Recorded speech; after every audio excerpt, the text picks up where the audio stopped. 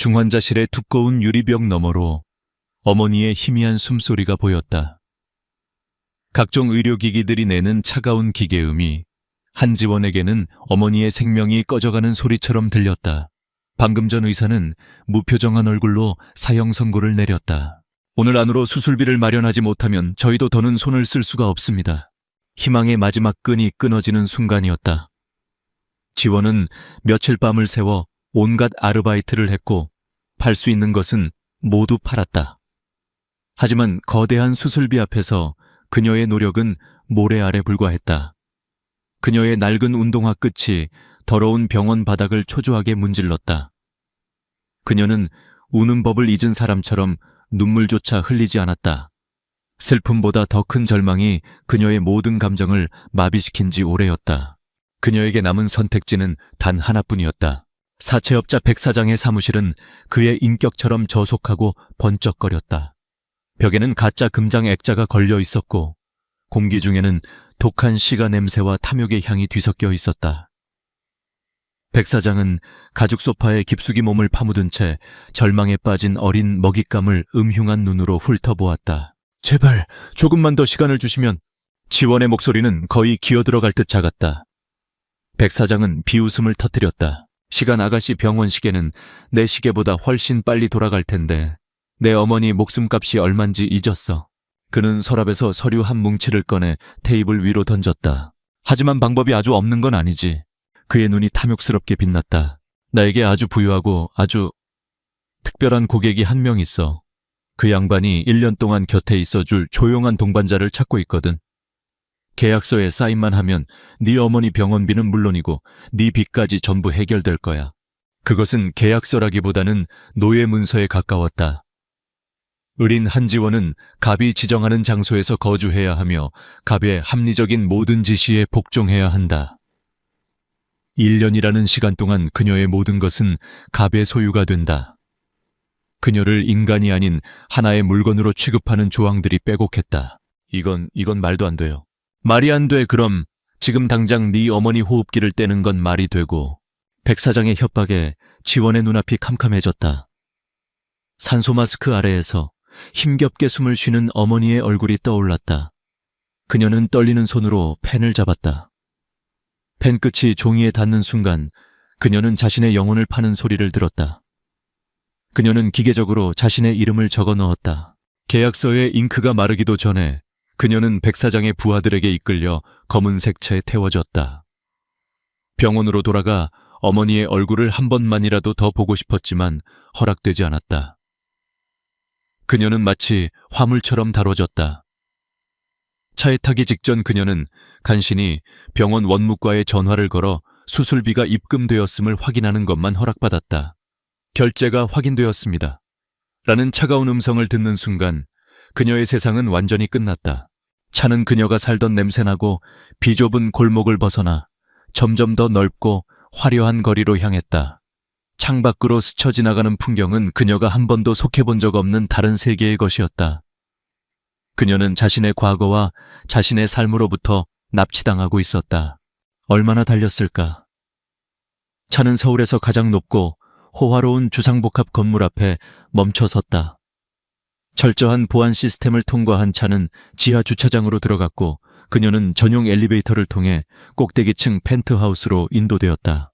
문이 열리는 순간 지원은 숨을 멈췄다. 그곳은 집이라기보다는 거대한 갤러리나 최첨단 연구소에 가까웠다.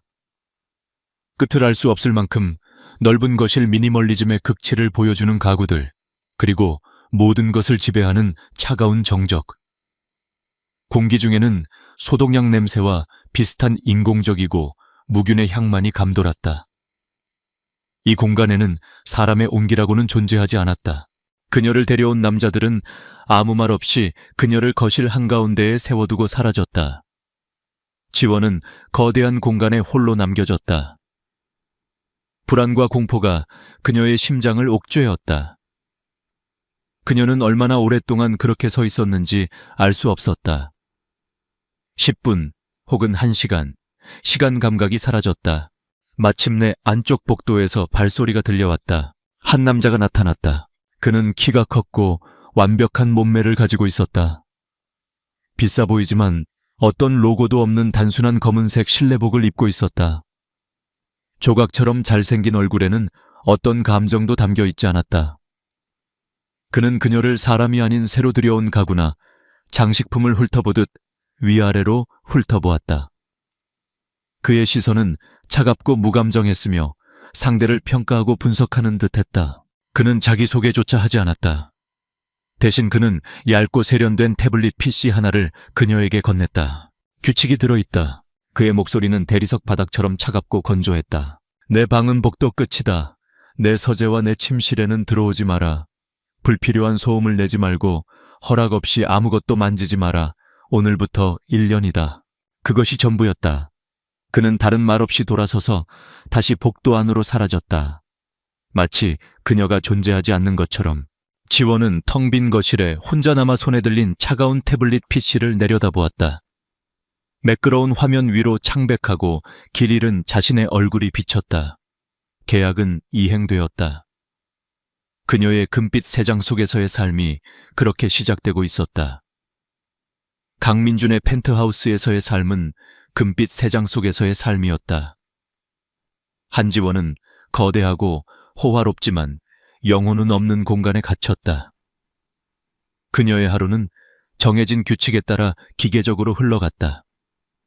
아침에 일어나면 유령처럼 나타났다가 사라지는 가사도우미가 차려놓은 음식을 거대한 식탁에서 홀로 먹었다. 식사가 끝나면 그녀에게 허락된 유일한 공간인 복도 끝방으로 돌아와 온종일 시간을 죽였다. 방은 최고급 가구와 시설로 꾸며져 있었지만 그 어디에도 그녀의 흔적은 없었다. 모든 것이 차갑고 낯설었다. 하지만 지원은 무너지지 않았다. 그녀는 자신만의 방식으로 버텨냈다. 그녀가 이 지옥 같은 곳에 올 때 유일하게 챙겨온 것은 어머니가 주신 낡은 시집 한 권이었다. 그녀는 소파에 앉아 닳고 다른 책의 페이지를 넘기며 어머니의 온기를 느꼈다.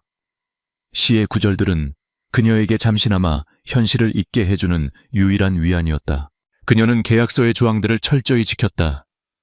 불필요한 소음을 내지 않았고 아무것도 요구하지 않았으며 그의 눈에 띄지 않으려 애썼다. 그녀는 그림자처럼 조용히 자신의 존재감을 지우며 하루하루를 견뎌냈다. 강민준에게 한지원은 그저 존재하는 것이었다. 그는 아침 일찍 일어나 개인 헬스장에서 격렬하게 운동을 하고 진 코퍼레이션으로 출근해 전쟁 같은 하루를 보냈다. 늦은 밤 집에 돌아와서는 서재에서 다시 일에 몰두했다. 그의 삶은 오차 없는 기계처럼 움직였고 그 기계의 부품이 아닌 모든 것은 무의미했다. 한지원은 그의 일상에 어떤 영향도 미치지 않는 그저 배경의 일부일 뿐이었다. 그는 그녀를 산 이유를 벌써 잊어가고 있었다. 아마도 자신을 올가매려는 집안의 정략 결혼을 피하기 위한 임시 방편이었을 것이다. 혹은 그저 충동적인 변덕이었을지도 모른다. 그에게 중요한 것은 아니었다. 하지만 그가 통제할 수 없는 것이 하나 있었다. 그것은 그녀에게서 나는 냄새였다. 그것은 인공적인 향수 냄새가 아니었다. 척박한 담벼락에서도 꿋꿋하게 피어나는 하얀 찔레꽃 같은 은은하고 청초한 향기였다. 그녀가 지나간 자리, 그녀가 머물렀던 공간에는 그 향기가 희미하게 남아 펜트하우스의 무균 상태 같던 공기를 미세하게 물들였다. 처음에는 그 향기가 그를 짜증나게 했다. 그것은 그의 완벽한 통제하에 있는 세계에 침입한 불순물이었다. 그는 가사도우미에게 방향제를 더 강한 것으로 바꾸라고 지시했다. 하지만 값비싼 인공향료도 그녀의 자연스러운 체향을 완전히 덮지는 못했다. 그녀의 향기는 끈질기게 그리고 아주 미묘하게 그의 공간을 파고들었다. 어느 날 밤 그는 적대적 M&A를 간신히 막아내고 지친 몸을 이끌고 집으로 돌아왔다. 머리가 깨질 듯 아팠고 온몸의 신경이 칼날처럼 곤두서 있었다. 현관문을 열자 그날따라 유난히 짙게 느껴지는 그녀의 향기가 그를 맞았다. 그녀가 낮 동안 거실에 앉아 있었던 모양이었다. 늘 그랬듯 짜증이 치밀어야 마땅했다. 하지만 이상하게도 그 향기는 그의 곤두선 신경을 부드럽게 감싸주는 것 같았다. 스트레스와 인공적인 도시의 냄새에 찌든 그의 폐부 깊숙이 스며들어 긴장을 완화시켜주는 듯한 착각마저 들었다. 그는 자신이 왜 이런 감정을 느끼는지 이해할 수 없었고 그 사실이 오히려 더 그를 혼란스럽게 만들었다. 그날 이후 그는 무의식적으로 그녀를 관찰하기 시작했다. 물론 직접적인 관찰은 아니었다. 그의 집 곳곳에는 최고 등급의 보안 카메라가 설치되어 있었다. 자신의 세계를 완벽하게 통제하려는 그의 편집증적인 성격이 만들어낸 결과물이었다. 그는 자신의 서재에 있는 모니터를 통해 마치 다큐멘터리를 보듯 그녀의 일상을 지켜보았다. 그녀의 하루는 놀라울 정도로 단조로웠다. 같은 책을 몇 번이고 반복해서 읽고 몇 벌 되지 않는 자신의 옷을 단정하게 개고 그리고 창밖을 하염없이 내다보는 것. 그의 세상에서는 모두가 무언가를 얻기 위해 발버둥치고 자신을 과시하고 상대를 짓밟았다. 하지만 그녀는 달랐다. 그녀에게는 어떤 욕망도 야심도 보이지 않았다. 그녀는 그저 존재할 뿐이었다. 그는 그녀의 사소한 행동들에 주목하기 시작했다. 가사도우미가 가져다준 사과 하나를 마치 세상에서 가장 귀한 보물처럼 소중하게 베어무는 모습, 낡은 시집의 표지를 부드럽게 쓸어내리는 손길, 그 꾸밈 없고 진실된 순간들이 그의 마음에 이상한 파문을 일으켰다. 그녀는 그에게 무언가를 바라지도 잘 보이려 애쓰지도 않았다. 그 사실이 역설적으로 그의 흥미를 자극했다. 그러던 어느 날이었다. 가사도우미가 실수로 그녀가 알레르기가 있는 해산물이 포함된 식사를 내놓았다. 지원은 불평하거나 다른 음식을 요구할 만큼 대담하지 못했다. 그녀는 그저 조용히 접시를 옆으로 밀어놓고 물만 마셨다. 늦은 저녁 회의에 나가기 전 민주는 습관처럼 서재의 모니터를 확인했다. 그리고 그는 그녀가 식사에 전혀 손을 대지 않은 것을 보았다. 그 순간 그의 안에서 익숙지 않은 감정이 스쳤다. 가사도우미의 실수에 대한 짜증, 그리고 또 다른 무언가. 그것은 어쩌면 걱정이라는 감정에 아주 희미한 편린이었을지도 모른다. 그는 애써 그 감정을 무시하려 했다. 그의 일이 아니었다. 하지만 현관으로 향하던 그의 발걸음이 멈췄다. 그는 잠시 망설이다가 방향을 틀어 주방으로 향했다. 그리고 냉장고를 열어 우유 한 팩과 식빵 한 봉지를 꺼내 아무 말 없이 식탁 위에 올려놓았다. 그리고는 뒤도 돌아보지 않고 집을 나섰다. 그의 갑작스러운 등장과 행동에 지원은 깜짝 놀라 몸을 굳혔다. 그녀는 식탁 위에 놓인 빵과 우유를 그리고 이미 닫힌 현관문을 번갈아 보았다. 그것은 그가 그녀에게 한 최초의 거래가 아닌 행위였다. 그들 사이의 얼음장 같은 벽에 아주 작은 금이 가는 순간이었다. 지원은 그 단순한 음식을 한참 동안 바라보았다. 그녀의 마음속에 새로운 감정이 피어났다. 그것은 두려움도 체념도 아닌 복잡하고 혼란스러운 무언가였다. 그는 여전히 그녀를 소유한 차가운 주인이었지만 아주 잠깐 그는 거의 인간처럼 보였다. 강민준의 밤은 늘 전쟁이었다. 그의 침실은 세상에서 가장 안전하고 비싼 요새였지만 어둠이 내리면 그를 보호해주지 못했다. 수면은 그에게 휴식이 아닌 피할 수 없는 고문이었다. 그는 최고급 매트리스 위에서 몇 시간이고 뒤척였다. 의사가 처방한 가장 강력한 수면제도, 심리치료사기 권한 명상도 그의 머릿속을 떠도는 악령들을 쫓아내지 못했다. 결국 지쳐 잠이 들면 어김없이 그날의 악몽이 시작되었다. 빗줄기가 세차게 차창을 때리는 소리, 타이어가 아스팔트에 끌리는 찢어지는 비명, 그리고 쇠가 찌그러지는 굉음과 함께 찾아오는 충격. 피냄새와 비명이 뒤섞인 아수라장 속에서 그는 무언가를 필사적으로 붙잡으려 하지만 손가락 사이로 모든 것이 빠져나갔다. 그는 늘 식은땀에 흠뻑 젖어 자신의 비명 소리에 잠에서 깨어났다. 10년이 넘도록 그의 밤은 그렇게 부서져 내리고 있었다. 그날 밤도 마찬가지였다. 지독한 악몽에서 깨어난 그는 더 이상 침대에 누워 있을 수 없었다. 칠흑 같은 어둠이 그를 집어삼킬 것 같았다. 그는 물 한 잔을 마시기 위해 침실을 나섰다. 펜트하우스는 달빛을 받아 푸르게 빛나고 있었고 완벽한 정적이 흘렀다. 거실을 지나던 그는 현기증을 느끼며 휘청거렸다. 온몸의 기력이 다 빠져나간 듯했다. 그는 자신도 모르게 거실 소파 위로 쓰러지듯 몸을 기댔다. 한지원이 낮 동안 시집을 읽으며 앉아있던 바로 그 자리였다. 그 순간 은은한 찔레꽃 향기가 그의 지친 몸을 감쌌다. 그는 너무 지쳐서 그 향기를 밀어낼 생각조차 하지 못했다. 오히려 이상하게도 그 향기는 악몽의 잔상으로 날카롭게 곤두서 있던 그의 신경을 부드럽게 진정시켜 주었다.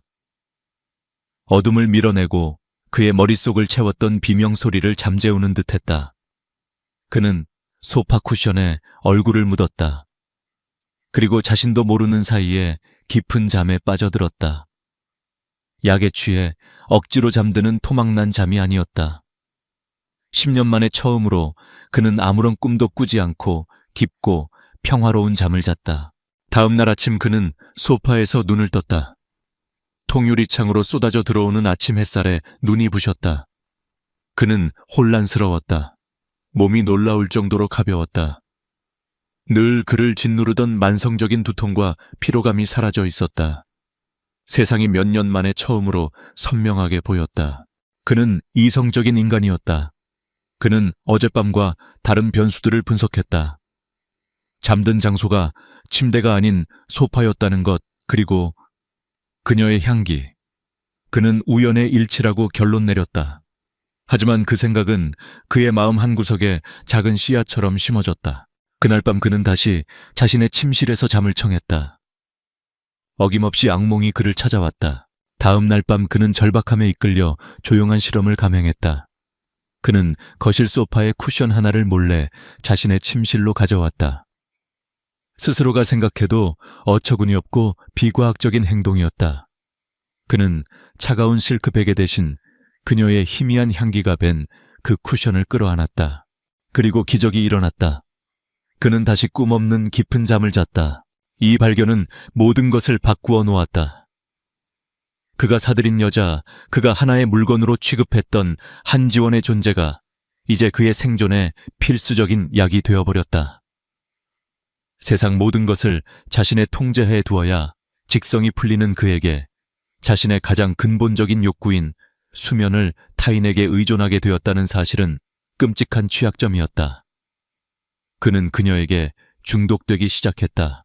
그녀를 향한 그의 관찰은 이제 단순한 호기심이 아니었다. 자신의 유일한 치료제를 안전하게 보관하고 관리하려는 필사적인 감시였다. 그의 삶에 미세한 변화가 생겼다. 그는 가사 도우미를 통해 그녀가 좋아하는 음식들을 식탁에 올리게 했다. 날씨가 추워지자 그녀의 방에 더 따뜻한 담요를 넣어주도록 지시했다. 모든 것은 간접적으로 아무런 설명 없이 이루어졌다. 지원은 이 작은 변화들을 감지했다. 어느 날부터인가 식탁에는 자신이 좋아하는 소박한 나물 반찬들이 올라왔다. 방은 늘 적정한 온도를 유지했고 밤에는 더 포근한 이불을 덮을 수 있었다. 하지만 주인의 얼굴은 여전히 차갑고 무관심했다. 그 부조화는 그녀를 혼란스럽게 만들었다. 이것도 계약의 일부일까? 아니면 자신을 시험하는 것일까? 그녀는 경계를 풀지 않았지만 그의 행동은 그녀의 마음에 풀리지 않는 수수께끼로 남았다. 어느 날 저녁 그녀는 방으로 돌아가다가 복도에서 자신의 유일한 보물인 시집을 떨어뜨렸다. 하필이면 그때 서재에서 나오던 강민준과 마주쳤다. 그녀의 심장이 쿵 내려앉았다. 그녀는 황급히 몸을 숙여 책을 주우려 했다. 그 순간 그가 걸음을 멈췄다.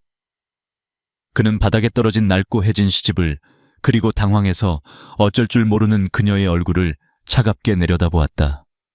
그리고는 아무 말 없이 구둣발끝으로 책을 그녀 쪽으로 툭 밀어주었다. 그리고는 다시 아무 일 없었다는 듯 자신의 길을 갔다. 그것은 여전히 차갑고 오만한 행동이었다. 하지만 책을 짓밟지 않고 밀어주었다는 것. 그것은 그가 그녀의 존재를 인지하고 있다는 최초의 신호였다. 지원은 가슴이 세차게 뛰는 것을 느끼며 얼른 책을 집어들었다. 그의 행동은 공포와 의아함이 뒤섞인 강렬한 인상으로 그녀에게 남았다. 그날 밤 민주는 서재에서 잠든 그녀의 모습을 모니터를 통해 지켜보고 있었다. 그녀는 새근새근 평화롭게 잠들어 있었다. 하지만 그는 잠들지 못했다. 불면증 때문이 아니었다. 그의 마음속에서 휘몰아치는 새롭고 통제 불가능한 감정들 때문이었다. 그는 화면 속의 그녀와 자신의 침실에 가져다 놓은 소파 쿠션을 번갈아 보았다. 그는 마침내 자신의 병을 고칠 약을 찾았다. 하지만 그 약은 동시에 그의 가장 치명적인 약점이 되어가고 있었다. 그는 통제력을 잃고 있었고 그 사실이 그를 미치도록 두렵게 만들었다. 한지원의 삶에 익숙해졌다고 생각했던 평화는 신기루에 불과했다. 그녀를 벼랑 끝으로 내몰았던 악마 백사장이 다시 그녀의 삶에 그림자를 들이우기 시작했다. 백사장은 처음에는 한지원을 강민준에게 넘긴 것으로 만족했다. 거액의 수수료를 챙겼고 골치 아픈 빚도 해결했다. 하지만 그의 탐욕은 끝이 없었다. 그는 우연히 한지원이 여전히 강민준의 펜트하우스에 머물고 있다는 사실을 알게 되었다. 1년짜리 계약. 그것은 단순히 하룻밤의 유흥이 아니었다. 진 코퍼레이션의 냉혈한으로 소문난 강민준이 그 가난한 계집애를 1년 동안이나 곁에 두고 있다는 사실은 백 사장의 머릿속에서 거대한 황금알을 낳는 거위의 이미지를 만들어냈다. 강민준의 약점. 백 사장은 비열한 미소를 지었다. 그는 더 큰 판을 벌이기로 결심했다. 그는 강민준을 직접 건드릴 배짱은 없었다. 대신 그는 뱀처럼 교활하게 가장 부드럽고 연약한 곳을 공격하기로 했다. 바로 병원에 있는 지원의 어머니였다. 며칠 뒤 지원은 병원으로부터 다급한 전화를 받았다. 험악한 인상의 남자들이 병실에 찾아와 행패를 부리고 당장 병원비를 추가로 내지 않으면 치료를 중단하겠다고 협박했다는 것이었다. 지원의 세상이 다시 무너져 내렸다. 백 사장이었다. 그는 계약이 끝났음에도 불구하고 그녀의 숨통을 다시 조여오고 있었다. 그녀는 공포에 질렸지만 강민준에게 도움을 청할 생각은 하지 못했다. 계약서의 조항이 머릿속을 맴돌았다. 불필요한 소음을 내지 마라. 이것은 자신의 문제였다. 그를 이 일에 끌어들일 수는 없었다. 그녀는 며칠 동안 잠도 자지 못하고 해결책을 찾으려 애썼다. 하지만 그녀가 할 수 있는 일은 아무것도 없었다.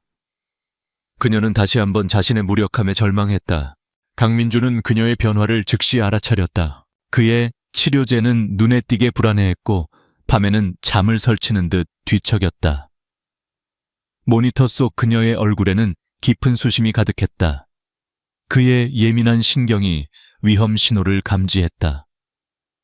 그는 조용히 조 비서에게 그녀의 주변, 특히 그녀의 어머니가 입원한 병원 상황을 알아보라고 지시했다. 보고는 신속하고 정확했다. 백 사장이라는 사채업자가 다시 나타나 그녀의 어머니를 빌미로 협박을 하고 있다는 것. 보고를 듣는 강민준의 얼굴은 표정 하나 변하지 않았지만 그의 눈은 시베리아의 겨울처럼 차갑게 얼어붙었다. 그는 분노했다. 감히 자신의 것을 건드려 그의 소유물에, 그의 통제에 있는 영역에 불순물이 끼어드는 것을 그는 용납할 수 없었다. 그것은 그의 완벽한 세계에 대한 모독이자 그의 권위에 대한 정면 도전이었다. 그리고 그 분노의 밑바닥에는 그 자신도 인지하지 못하는 또 다른 감정이 있었다. 자신의 유일한 안식처를, 자신의 평화로운 잠을 위협하는 모든 것을 파괴해버리겠어. 그날 저녁 지원은 마침내 결심했다. 그녀는 강민준의 서재 문 앞으로 갔다. 그에게 무릎이라도 꿇고 빌 생각이었다. 돈을 더 빌려달라고, 그래서 이 상황을 해결하게 해달라고 애원할 작정이었다. 그녀가 떨리는 손으로 문을 두드리려던 순간 문이 먼저 열렸다. 외출 준비를 마친 강민준이 서 있었다. 그는 평소보다 더 위압적이고 냉정한 기운을 뿜어내고 있었다. 따라와. 그는 짧게 명령하고 앞서 걸어갔다. 지원은 영문도 모른 채 그의 뒤를 따랐다. 지하 주차장에서 그녀는 난생 처음 보는 날렵한 스포츠카에 태워졌다. 차는 밤의 도시를 총알처럼 질주했다. 그녀는 겁에 질려 어디로 가는지 묻지도 못했다. 차가 멈춘 곳은 낡고 음산한 부두의 한 폐창고 앞이었다. 민주는 차에서 내려 그녀에게도 내리라는 눈짓을 했다. 그녀가 차에서 내리자 건장한 남자들이 나타나 그녀를 데리고 창고 안으로 들어갔다. 창고 안은 희미한 정우 불빛만이 어둠을 밝히고 있었다. 그리고 그 중앙에는 의자에 묶인 채 피투성이가 되어 있는 백 사장이 있었다. 그의 주변에는 민준의 비서인 조 비서와 한눈에 봐도 평범한 사람들이 아닌 검은 양복의 남자들이 서 있었다. 지원은 눈앞의 광경에 숨을 쉴 수가 없었다. 이게 무슨... 민준은 그녀의 반응에는 아랑곳하지 않고 백 사장에게 다가갔다. 그는 하얀 손수건으로 구두 끝에 묻은 먼지를 우아하게 닦아내며 지극히 차분한 목소리로 말했다. 백 사장, 사업에도 지켜야 할 선이라는 게 있지. 당신은 그 선을 넘었어. 백 사장은 공포에 질린 눈으로 그를 올려다보며 필사적으로 외쳤다. 잘못했습니다. 다시는 그 여자 앞에 나타나지 않겠습니다. 제발 목숨만. 민주는 그의 말을 잘랐다. 기회는 있었지. 하지만 당신이 걷어찼어. 그는 조비서에게 고갯짓했다. 조비서는 서류 뭉치 하나를 백 사장 앞에 던졌다. 그것은 백 사장의 모든 불법 탈세, 협박, 폭행 등의 범죄 증거들이었다. 이 서류들은 지금쯤 검찰청과 국세청에 도착했을 거야. 당신의 남은 인생은 아마 차가운 감방에서 보내게 되겠지. 당신이 굴리던 돈, 당신이 믿었던 인맥, 그 모든 게 오늘부로 사라지는 거야. 민준의 목소리는 얼음처럼 차가웠지만 그의 눈은 불꽃처럼 타오르고 있었다. 지원은 처음 보는 그의 모습에 온몸이 굳어버렸다. 늘 무관심하고 차갑기만 하던 남자. 그녀를 물건처럼 취급하던 남자. 그 남자가 지금 그녀를 위해 움직이고 있었다. 그 방식은 피비린내 나고 무자비했지만 그 목적은 명백히 그녀를 보호하기 위한 것이었다. 민주는 마지막으로 백 사장에게 몸을 숙여 속삭였다. 그리고 한 가지만 더. 다시 한번 그녀나 그녀의 가족에게 손가락 하나라도 대면 그땐 법이 아니라 내가 직접 당신의 숨을 끊어줄 테니 명심해. 그 말을 끝으로 그는 돌아섰다. 그는 더 이상 백 사장에게 눈길 한 번 주지 않았다. 그는 경악과 공포로 굳어있는 지원의 손목을 잡고 창고 밖으로 이끌었다. 채 돌아와서도 두 사람 사이에는 침묵이 흘렀다. 지원은 자신의 옆에 앉은 남자가 낯설었다. 그는 자신을 돈으로 산 주인이자 동시에 자신을 지켜준 보호자였다. 그의 힘은 그녀를 두렵게 했지만 아이러니하게도 그 힘 덕분에 그녀는 난생 처음으로 안전하다는 감정을 느꼈다. 지독한 모순이었다. 펜트하우스에 돌아온 후 민주는 그녀에게 위스키 한 잔을 건넸다. 그녀는 떨리는 손으로 잔을 받아들었다. 이제 아무도 당신과 당신 어머니를 괴롭히지 못해. 그가 처음으로 그녀에게 건넨 위로처럼 들리는 말이었다. 왜 이렇게까지? 지원이 간신히 물었다. 그는 잠시 그녀를 바라보다가 시선을 창밖의 야경으로 돌렸다. 내 것에 누가 손대는 걸 싫어해서. 그의 대답은 여전히 오만하고 소유욕에 가득 차 있었다. 하지만 지원은 그 말 뒤에 숨겨진 다른 무언가를 느꼈다. 그는 단순히 자신의 소유물을 지킨 것이 아니었다. 그의 행동에는 그 이상의 감정이 담겨 있었다. 그날 밤 지원은 자신의 방 침대에 누워 잠을 이루지 못했다. 그녀의 마음속은 온통 혼란으로 가득했다. 그에 대한 두려움, 그리고 정체를 알 수 없는 안도감. 그녀는 더 이상 그를 단순한 주인으로 볼 수 없게 되었다. 그들 사이의 관계는 그날 밤 폐창고의 피비린내와 함께 돌이킬 수 없이 변해버렸다. 백 사장은 감옥에 갔지만 강민준의 마음은 편치 않았다. 그의 예리한 직감은 이 모든 사건의 배후에 더 거대한 그림자가 도사리고 있음을 경고하고 있었다. 백 사장 같은 하찮은 잡배가 진 코퍼레이션의 총수인 자신을 상대로 이런 대담한 협박을 벌일 리 없었다. 누군가 뒤에서 판을 짜고 백 사장을 장기말로 이용한 것이 분명했다. 그는 서재에서 조비서에게 지시를 내렸다. 그의 목소리는 그 어느 때보다 차가웠다. 백 사장의 모든 것을 파헤쳐 지난 몇 년간의 통화 기록 자금 흐름, 그가 만나고 다닌 모든 인간들, 실오라기 하나 남기지 말고 전부 다. 조비서의 팀은 밤낮 없이 움직였다. 그리고 며칠 뒤 먼지 쌓인 데이터 더미 속에서 의미 있는 이름 하나를 발견해냈다. 유성중공업의 양 회장. 강민준의 집안과 오랫동안 적대 관계에 있었던 늙고 교활한 독사 같은 자였다. 백 사장의 계좌로 의심스러운 자금이 흘러들어간 출처가 바로 양 회장의 아들이 운영하는 유령 회사였다. 양 회장, 유성, 그 이름들은 강민준의 뇌리에 잠들어 있던 괴물을 깨웠다. 수면 아래에 억지로 가라앉혀 두었던 끔찍한 과거의 편린들이 수면 위로 떠올랐다. 15년 전 비가 억수같이 쏟아지던 밤이었다. 10대 소년이었던 그는 아버지와 어머니와 함께 차를 타고 있었다. 그때 반대편 차선에서 대형 트럭 한 대가 중앙선을 넘어 그들의 차를 향해 돌진했다. 그것은 단순한 사고가 아니었다. 당시 제인 코퍼레이션을 집요하게 노리던 유성중공업의 양 회장이 꾸민 계획된 살인이었다. 그 사고로 그는 부모님을 모두 잃고 기적적으로 혼자만 살아남았다. 찢어지는 비명 빗물과 뒤섞인 피 냄새, 그리고 산산조각난 차체. 그날의 기억은 그의 영혼에 지워지지 않는 흉터를 남겼고 그를 지금의 감정 없는 강철 같은 남자로 만들었다. 그는 깨달았다. 지금 벌어지고 있는 일이 과거의 끔찍한 재현이라는 것을. 양 회장은 똑같은 수법을 쓰고 있었다. 자신에게 가장 소중한 것을 공격해 정신적으로 무너뜨리려는 것. 15년 전에는 그의 부모님이었다. 그리고 지금은 그의 시선이 자신도 모르게 서재의 모니터로 향했다. 화면 속에서 한지원은 창가에 앉아 멍하니 밤의 도시를 내려다보고 있었다. 지금은 그녀인가? 이 끔찍한 깨달음은 그의 마지막 남은 이성의 끈을 끊어버렸다. 억눌려왔던 트라우마가 거대한 해일처럼 그를 덮쳤다. 숨이 가빠지고 온몸이 차갑게 식었다. 그는 서재 책상에 위태롭게 몸을 기댔다. 그녀의 향기가 배어있는 쿠션을 끌어안아도 악몽은 더 이상 물러가지 않았다. 그의 입에서 고통스러운 신음이 터져 나왔다. 책상 위의 서류들이 그의 손에 의해 바닥으로 쏟아졌다. 그 중에는 15년 전 교통사고 조사 보고서도 섞여 있었다. 자신의 방에 있던 지원은 희미하게 들려온 그 소리를 놓치지 않았다. 무언가 깨지는 소리, 그리고 억눌린 남자의 신음. 그녀의 심장이 철렁 내려앉았다. 무슨 일이 생긴 걸까? 그의 서재에는 들어가지 마라. 그의 명령이 뇌리를 스쳤지만 그녀의 몸은 이미 움직이고 있었다. 걱정이라는 감정이 두려움을 이기고 있었다. 그녀는 조심스럽게 소리나지 않게 그의 서재 문 앞으로 다가갔다. 문은 살짝 열려 있었다. 틈새로 보이는 서재 안의 풍경에 그녀는 숨을 멈췄다.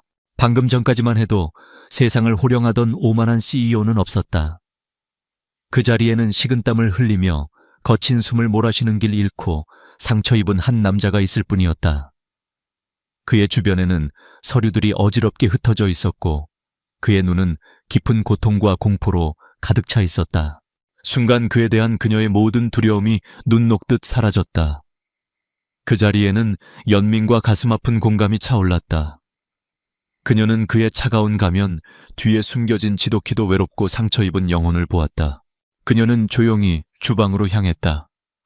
그리고 따뜻한 물 한 잔을 들고 다시 서재로 돌아왔다. 그녀의 어머니가 악몽을 꾸고 깨어난 어린 그녀에게 늘 해주시던 것처럼 그녀는 아무 말 없이 책상 한쪽에 조심스럽게 물잔을 내려놓았다. 그녀의 조용한 존재감에 민주는 놀라 고개를 들었다. 그의 눈에는 규칙을 어긴 침입자를 향한 분노가 스쳤다. 하지만 그를 바라보는 그녀의 눈에는 두려움이나 호기심이 아닌 진실되고 깊은 염려가 담겨 있었다. 그 순수한 걱정은 그의 모든 경계심을 무장해제시켰다. 그녀는 작은 목소리로 속삭였다. 괜찮지 않아도 괜찮아요. 그 한마디에 민준의 강철 같던 방어벽에 균열이 생겼다. 그는 누구에게도 자신의 약한 모습을 보인 적이 없었다.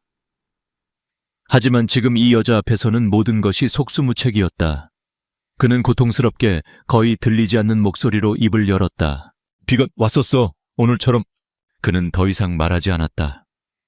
하지만 그의 목소리에 담긴 지독한 고통이 모든 것을 설명해주고 있었다. 지원은 그의 옆에 가만히 서 있었다.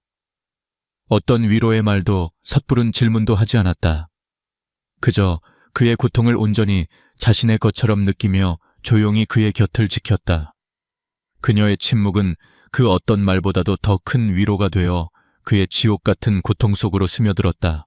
얼마나 시간이 흘렀을까? 그의 거친 숨소리가 조금씩 잦아들었다. 그는 책상에 엎드린 채 평생 처음으로 타인의 곁에서 잠이 들었다. 지원은 방을 나가지 않았다. 그녀는 서재 한쪽의 작은 의자에 앉아 잠든 그의 모습을 지켜보았다.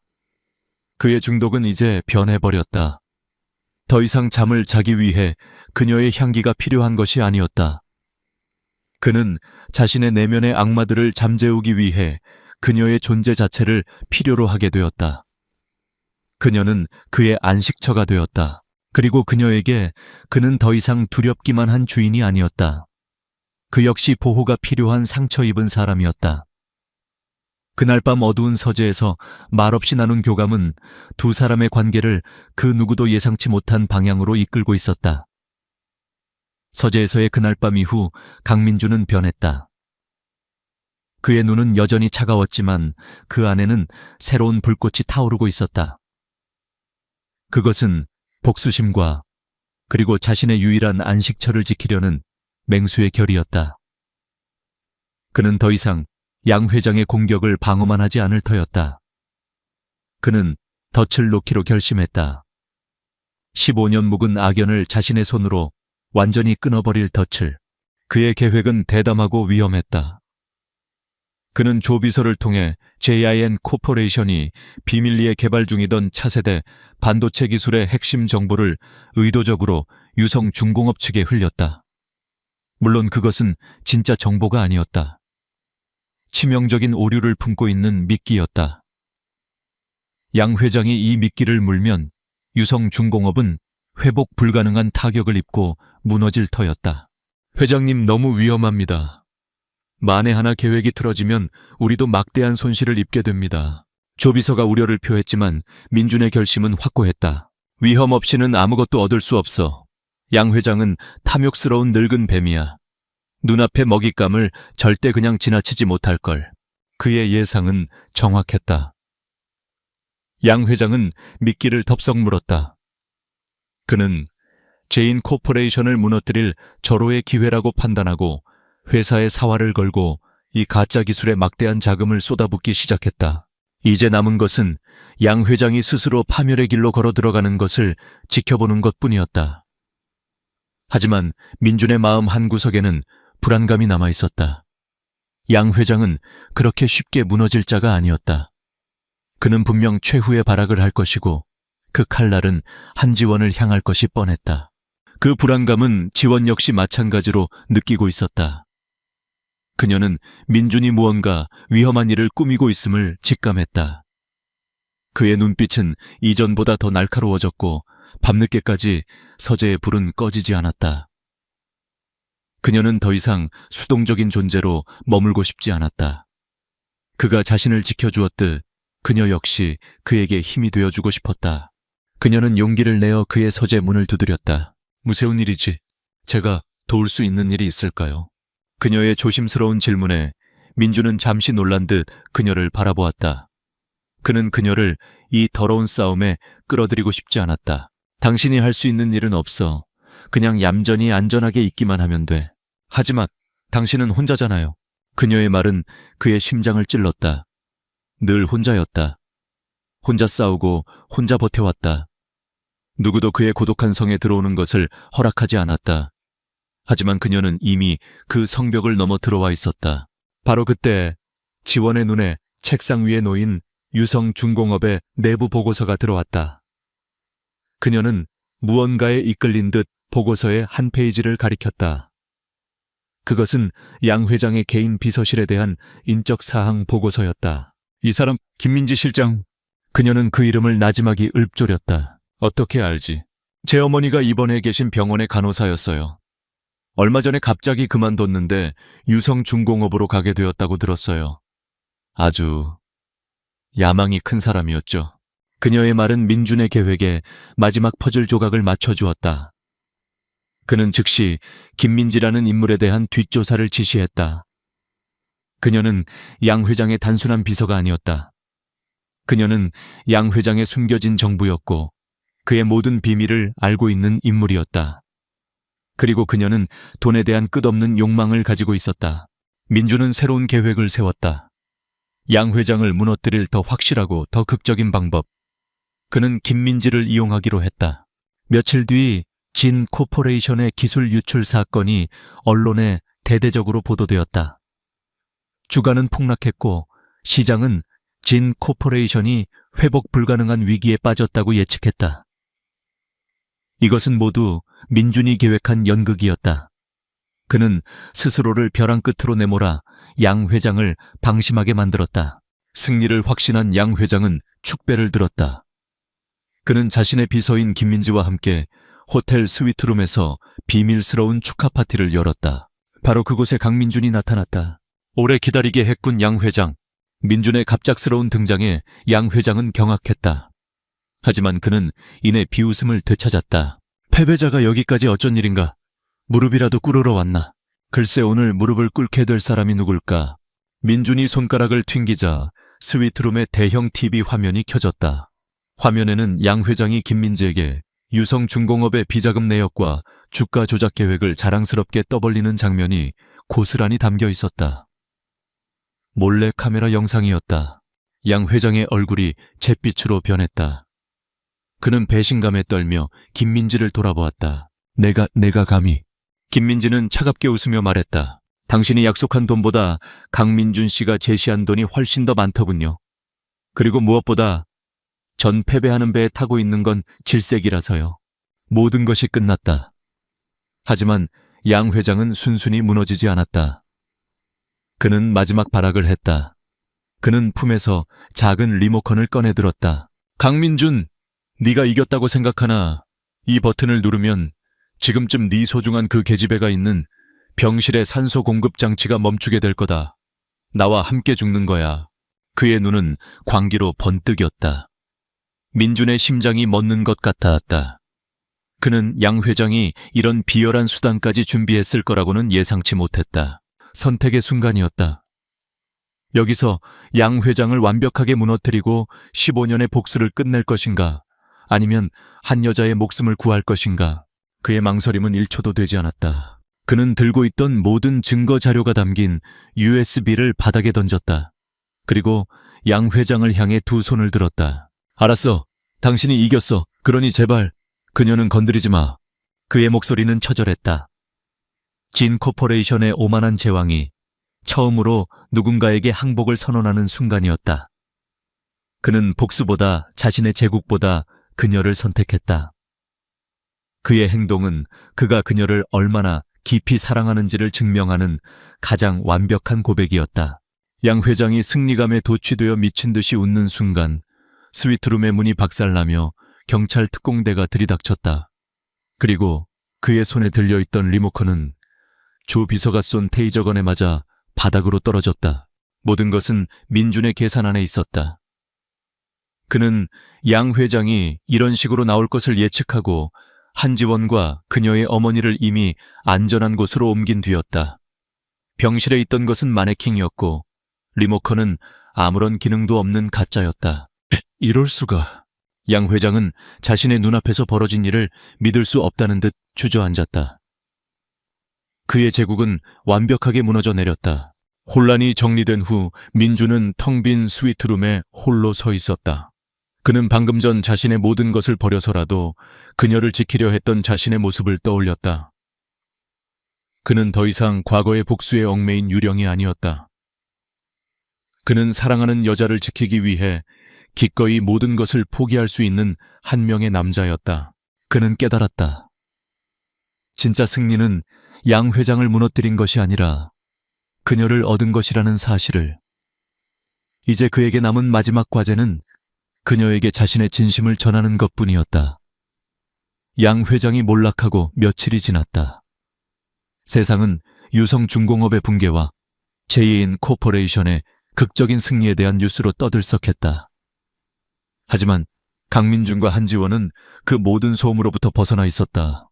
민준은 지원을 데리고 서울 외곽의 한적하고 공기 좋은 곳에 위치한 최고급 요양병원으로 향했다. 그녀의 어머니는 이미 이곳으로 안전하게 옮겨져 성공적으로 수술을 마치고 회복 중이었다. 지원은 유리창 너머로 평온한 얼굴로 잠들어 있는 어머니의 모습을 보았다. 오랫동안 고통에 시달리던 어머니의 얼굴에 처음으로 편안한 기색이 서려 있었다. 그녀의 눈에서 뜨거운 눈물이 흘러내렸다. 안도와 감사의 눈물이었다. 병원 복도에서 민주는 그녀에게 서류 봉투 하나를 건넸다. 봉투 안에는 두 종류의 서류가 들어있었다. 하나는 너덜너덜해진 이제는 아무런 효력도 없는 그들의 첫 번째 계약서였다. 그리고 다른 하나는 바다가 보이는 아름다운 작은 집의 등기 권리증과 그녀와 어머니가 평생 아무 걱정 없이 살아갈 수 있을 만큼의 돈이 들어있는 통장이었다. 이제 당신은 자유야, 한지원 씨. 그의 목소리는 지극히 부드러웠다. 1년은 아직 안 됐지만 우리의 계약은 이걸로 끝났어. 이건 그동안 당신이 겪은 일에 대한 보상이야. 그는 옳은 일을 하려고 애쓰고 있었다. 그녀를 자유롭게 놓아주는 것. 그녀가 그의 위험한 세계에서 벗어나 평범한 삶을 되찾는 것. 그것이 그녀가 가장 원하는 일이라고 그는 믿고 있었다. 하지만 지원은 서류를 받지 않았다. 그녀는 서류와 그의 얼굴을 번갈아 보았다. 그녀가 느낀 것은 그토록 원하던 해방감이 아닌 심장을 저미는 깊은 슬픔이었다. 금빛 3장에서의 자유는 그녀가 꿈꾸던 것이었지만 그로부터의 자유는 감당할 수 없는 상실감으로 다가왔다. 이게 끝인가요? 그녀의 목소리가 미세하게 떨렸다. 당신에게는 처음부터 끝까지 모든 게 그저 거래였나요? 그녀의 반응은 민준을 놀라게 했다. 그는 기쁨의 눈물을 예상했지. 이런 슬픔과 원망이 섞인 질문을 예상한 것이 아니었다. 그는 이해할 수 없었다. 이게 당신이 원하던 게 아니었나. 그 순간 지원은 마지막 남은 모든 용기를 끌어모았다. 그녀는 고개를 들어 그의 눈을 똑바로 바라보았다. 나는 집이나 돈을 원하지 않아요. 나는 배웠어요. 화려한 세상 속에 사는 것도 외롭지만 내 심장을 뛰게 하는 사람 없이 사는 건 어쩌면 더 외로운 일일지도 모른다는 걸요. 그것은 서툴지만 세상에서 가장 절실한 고백이었다. 민주는 그 자리에 얼어붙었다. 그의 머릿속에서 모든 것이 재구성되었다. 그가 쌓아 올렸던 마지막 이성의 벽이 완전히 허물어져 내렸다. 그는 이전에는 한 번도 보여준 적 없는 절박한 안도감이 가득한 몸짓으로 그녀를 자신의 품으로 끌어당겼다. 가지마. 그의 목소리는 감정에 겨워 잠겨 있었다. 제발 나를 떠나지 마. 내가 틀렸어. 당신을 자유롭게 해주는 게 옳은 일이라고 생각했어. 하지만 당신이 떠난다고 생각하는 것만으로도 그건 그 어떤 악몽보다도 끔찍해. 그는 그녀의 어깨를 잡고 그녀의 눈을 깊이 들여다보았다. 그리고 새로운 계약을 제안했다. 이전의 계약은 끝났어. 하지만 새로운 계약을 하고 싶어. 평생을 기한으로 하는 계약. 이건 소유의 계약이 아니야. 동반자의 계약이지. 매일 아침을 함께하고 서로의 상처를 치유해주고 가족이 되어주는 계약. 나하고 마음의 계약을 맺어주겠어, 한지원. 그의 고백에 지원은 마침내 환하게 웃었다. 그녀는 눈물을 흘리며 고개를 끄덕였다. 그들의 길고 길었던 아픔과 오해의 시간이 마침내 진정한 사랑의 시작으로 매듭지어지는 순간이었다. 1년 뒤 그들의 첫 번째 계약이 끝나기로 되어 있던 바로 그날, 바다가 보이는 작은 집의 정원에는 하얀 찔레꽃이 만발해 있었다. 집안은 따스한 햇살과 그녀가 가꾼 꽃향기, 그리고 행복한 웃음소리로 가득했다. 그곳은 더 이상 차가운 펜트하우스가 아닌 진정한 집이었다. 지원의 어머니는 건강을 완전히 되찾아 근처에서 소일거리를 하며 행복한 노후를 보내고 있었다. 지원은 집 앞의 작은 공간에 새봄 화원이라는 이름의 꽃집을 열었다. 그녀는 자신의 꿈을 가꾸며 매일 사람들에게 향기로운 행복을 선물했다. 강민주는 여전히 JAN 코퍼레이션의 강력한 총수였지만 그는 변해 있었다. 그는 더 이상 일에 미쳐 살지 않았다. 그는 저녁이면 제 시간에 퇴근해 그녀가 차려준 저녁을 함께 먹었다. 그의 얼굴에는 부드러운 미소가 떠나지 않았고 그의 밤에는 더 이상 악몽이 찾아오지 않았다. 어느 날 저녁 두 사람은 저녁 노을이 붉게 물드는 해변을 손을 잡고 거닐고 있었다. 내 인생 최고의 계약은 바로 너라는 계약이야. 민준이 그녀의 이마에 부드럽게 입을 맞추며 속삭였다. 지원은 그의 품에 기댄 채 행복하게 웃었다. 상처와 절망으로 시작되었던 그들의 인연은 이제 서로를 치유하고 구원하는 영원한 사랑이 되었다. 두 사람의 발자국이 해변 위로 길게 이어졌다. 그것은 그 어떤 파도도 지울 수 없는 행복을 향한 발걸음이었다. 독자 여러분께 어머니를 구하기 위해 자신을 팔아야 했던 한 여자의 절박한 이야기, 그리고 그녀에게 중독되어 버린 한 남자의 서툰 사랑 이야기를 끝까지 함께 해주셔서 진심으로 감사합니다. 한지원과 강민준이 서로의 상처를 보듬고 진정한 행복을 찾아가는 여정을 통해 여러분의 마음에도 따뜻한 위로와 희망이 전해졌기를 바랍니다. 때로는 삶이 우리를 절망의 벼랑 끝으로 내몰지라도 그 끝에서 우리는 가장 찬란한 시작을 만날 수 있음을 믿습니다. 두 주인공을 아끼고 사랑해주신 모든 분들께 다시 한번 깊은 감사의 말씀을 전합니다. 지금까지 함께 해주셔서 감사합니다. 독자 여러분, 긴 여정을 함께 해주셔서 진심으로 감사합니다. 여러분의 삶에 늘 행복이 가득하시기를 바랍니다. 서울의 심장부 부와 권력이 공기처럼 흐르는 시그넘 호텔의 최상층 연회장은 VVIP 엘리시안 나이트라는 이름에 걸맞게 지상의 천국을 옮겨놓은 듯했다. 수천 개의 크리스털로 이루어진 샹들리에가 쏟아내는 빛은 명품 드레스와 값비싼 보석에 부딪혀 눈부신 파편으로 흩어졌다. 공기 중에는 최고급 샴페인의 달콤한 향과 교양 있는 웃음소리, 그리고 은밀한 야망들이 뒤섞여 감돌았다. 이 화려함의 중심에 TK그룹의 총수 강태준이 서 있었다. 30 초반의 나이라고는 믿기지 않는 위압감과 냉철함. 완벽하게 재단된 다크 네이비 슈트는 그의 넓은 어깨와 단단한 체격을 더욱 돋보이게 했다. 그는 말없이 잔을 기울이며 연회장을 둘러보았다. 그의 짙은 눈썹 아래 날카로운 눈은 사람들의 가면 뒤에 숨겨진 탐욕과 계산을 꿰뚫어 보는 듯했다. 수많은 사람들이 그에게 접근하려 애썼지만 보이지 않는 벽에 부딪혀 물러나기 일쑤였다. 그는 비즈니스를 위해 이곳에 왔고 사교는 그에게 있어 가장 불필요한 시간 낭비일 뿐이었다. 같은 공간, 그러나 완전히 다른 세계에 이서연이 있었다. 그녀는 호텔의 아르바이트생 유니폼을 입고 은쟁반 위에서 위태롭게 흔들리는 샴페인 잔들을 나르고 있었다. 예술대학에 다니는 그녀에게 이곳은 생계를 위한 전쟁터이자 동시에 영감의 원천이었다. 그녀의 관찰력 있는 눈은 벨벳 커튼에 깊은 질감 사람들의 얼굴에 스치는 찰나의 표정, 빛과 어둠이 만들어내는 극적인 대비를 놓치지 않고 화폭에 담을 상상으로 채웠다. 하지만 지금은 그런 낭만적인 생각을 할 여유가 없었다. 한시라도 빨리 이 고된 아르바이트를 끝내고 옥탑방의 낡은 이젤 앞으로 돌아가고 싶을 뿐이었다. 서연 씨, 저기 3번 테이블 좀 정리해줘요. 매니저의 날카로운 목소리에 서연은 상념에서 깨어났다. 그녀는 고개를 숙여 네라고 대답하고는 능숙하게 빈 잔들을 치우기 시작했다. 그때였다. 한 중년 남성이 그녀의 앞을 가로막았다. 그는 경쟁사로 알려진 대역물산의 박이사였다. 기름진 미소를 띤 그의 눈이 음흉하게 빛나고 있었다. 아가씨, 잠시만, 이 술 좀 펜트하우스에 있는 강태준 총수에게 전해주겠어. 박 이사가 내민 것은 콘약이 담긴 크리스털 잔이었다. 평범해 보였지만 서연은 순간적으로 그 잔에서 풍기는 미묘하게 다른 아찔한 향을 맡았다. 그녀의 본능이 위험 신호를 보냈다. 죄송하지만 제 업무가 아닙니다. 다른 직원에게 부탁하시는 게.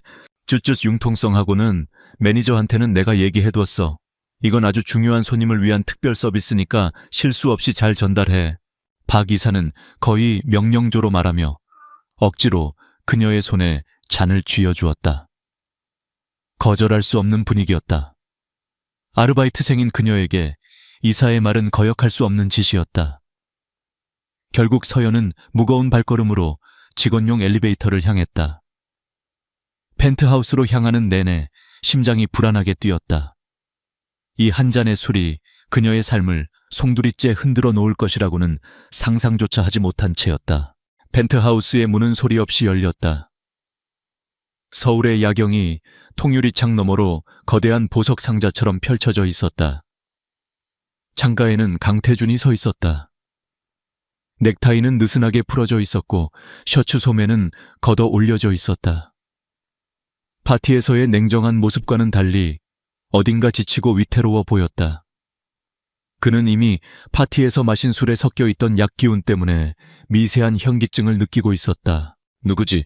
그의 목소리는 칼날처럼 차가웠다. 서연은 저도 모르게 몸을 움츠렸다. 박 이사님께서 이 술을 전해드리라고. 그 순간 태준의 눈빛이 싸늘하게 돌변했다. 그의 세계에서 이런 식의 접근은 드물지 않았다. 권력을 얻기 위해 혹은 그를 무너뜨리기 위해 여자와 약을 이용하는 비열한 수법들. 그는 눈앞의 아르바이트생 역시 그 추악한 거래의 일부라고 단정했다. 얼마를 받았지? 그의 목소리는 경멸로 가득 차 있었다. 서연은 그 말을 이해하는데 몇 초가 걸렸다. 이해한 순간 온몸의 피가 차갑게 식는 것 같았다. 모욕감에 얼굴이 새빨갛게 달아올랐다. 가난했지만 단 한 번도 자신의 영혼을 팔아 돈을 벌 생각은 해본 적 없었다. 무세운 말씀이신지 저는 그냥 심부름을... 그만해. 내 눈빛에 욕망이라고 쓰여 있는 게 안 보일 줄 알아. 그들이 시키는 대로 하는 꼭두각시 노릇도 지겨울 텐데. 자는 저기 두고 돈은 테이블 위에 있을 거다. 가지고 나가. 그의 잔인한 말들이 비수처럼 그녀의 가슴에 박혔다. 서연의 눈에 눈물이 핑 돌았다. 그녀가 입을 열어 무언가 항변하려던 순간 태준의 몸이 휘청거렸다. 약기운이 마침내 그의 이성을 마비시키기 시작한 것이다. 그는 비틀거리다 소파 위로 쓰러졌다. 저기요, 괜찮으세요? 모욕감도 잊은 채 서연은 놀라서 그에게 달려갔다. 그의 이마는 불덩이처럼 뜨거웠고 식은땀이 흘렀다. 그녀는 의사를 불러야 한다고 생각했지만 상황은 최악으로 치달았다. 그녀가 밖으로 나가 도움을 요청하기 위해 문으로 향했을 때 철컥 하는 소리와 함께 문이 잠겨버렸다. 외부에서 잠글 수 있는 특수 보안 시스템이었다. 박 이사의 치밀한 계략이었다. 서연은 패닉에 빠졌다. 문을 두드리고 소리쳐봤지만 방음이 완벽한 펜트하우스에는 그녀의 절규가 메아리칠 뿐이었다. 창밖에서는 예고했던 대로 폭풍우가 몰아치기 시작했다. 굵은 빗줄기가 유리창을 세차게 때렸고 천둥 소리가 도시의 소음을 삼켰다. 그녀는 완벽하게 고립되었다. 밤은 길고 고통스러웠다. 서연은 의식을 잃은 태준을 소파에 편히 눕히고 젖은 수건으로 그의 이마를 닦아주었다. 그를 경멸했지만 아픈 사람을 그대로 내버려 둘 수는 없었다.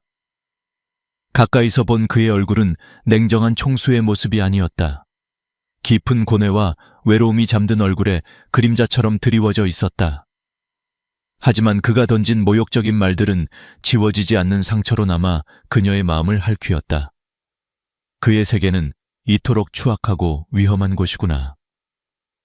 돈과 권력을 위해서라면 사람의 존엄성 따위는 아무렇지 않게 짓밟는 곳. 그녀는 한시라도 빨리 이곳을 벗어나고 싶었다.